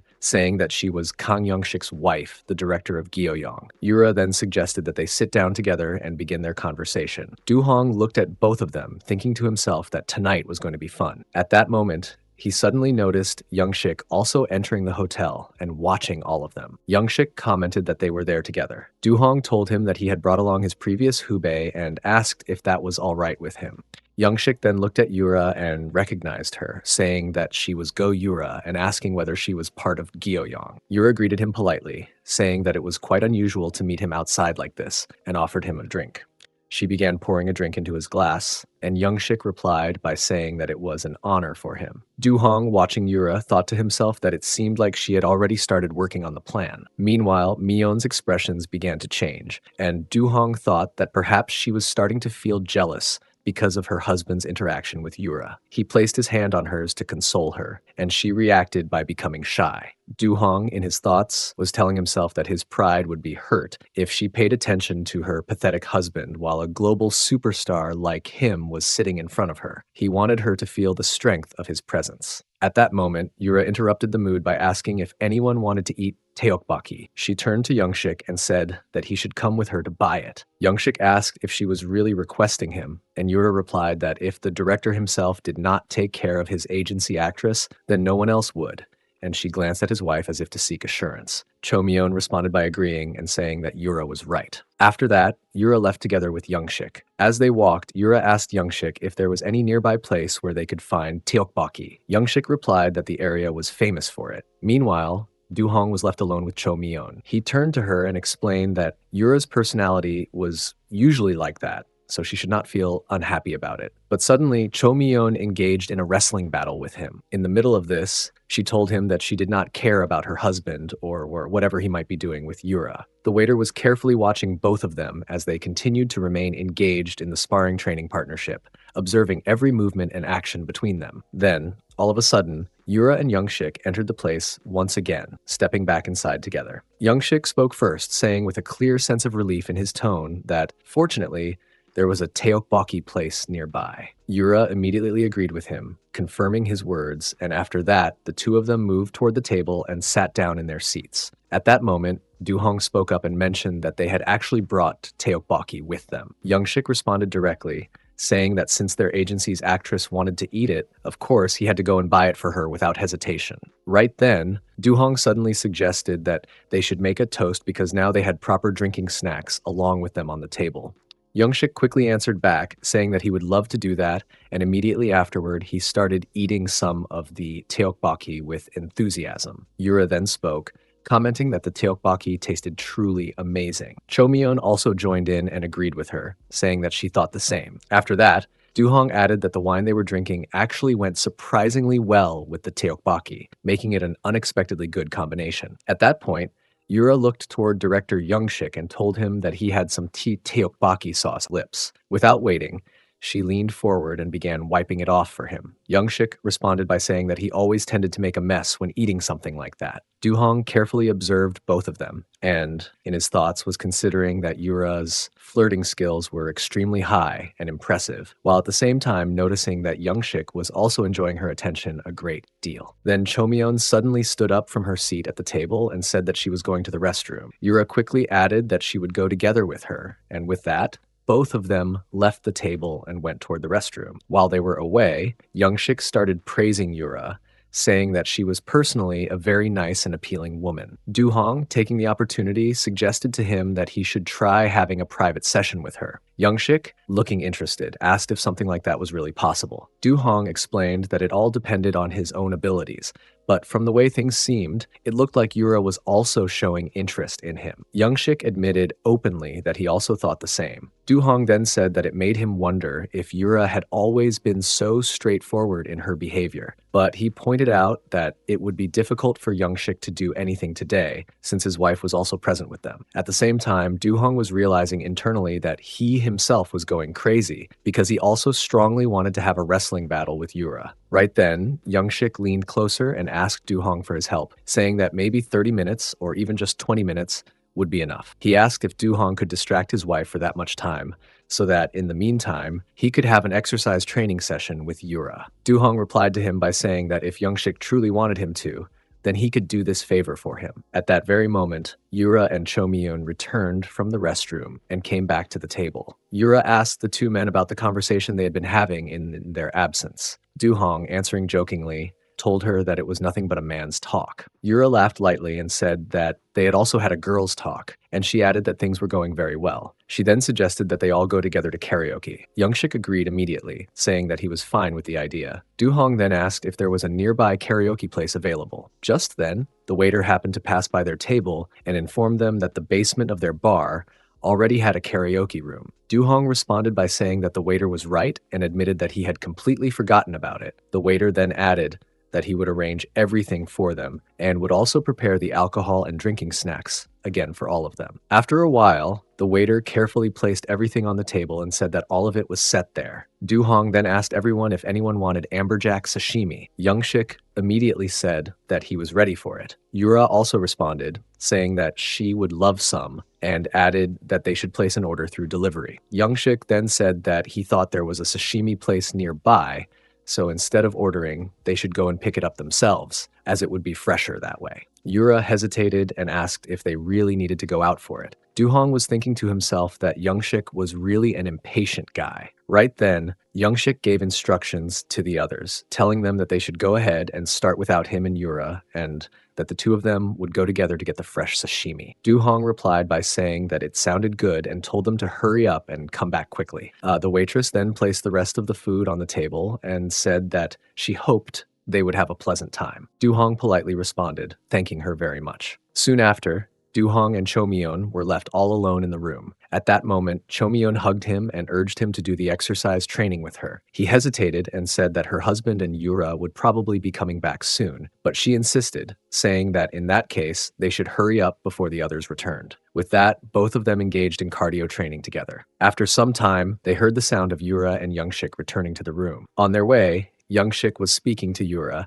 saying that she should not misunderstand him, and that it was not that he had any other feelings for her. Yura replied that she understood, so he did not need to worry about it. Young-shik then said that if Cho-myeon were to find out about this, he would be dead. Yura answered back, saying that she had already told him she understood, and added that she had not realized he was such a coward. After this short exchange, both of them entered the room. Young-shik raised his voice and shouted that they had brought fresh sashimi. Du-hong responded by saying that they had come back quicker than he expected. Yura then added that she was being honest about it, and Young-shik explained that since there were not many customers at the sashimi place, that was the reason they were able to return earlier than expected. He looked toward Yura, asking her for reassurance. Yura smiled and confirmed his words, saying yes. Du-hong, watching them, was thinking to himself that he already knew Young-shik had not succeeded in his plan, and that such an outcome was expected of him. Young-shik began testing the food and then offered some to Du-hong, serving him directly. Du-hong thanked him very much, saying that it was very tasty, while in his thoughts, he was telling himself that Young-shik's wife was truly amazing.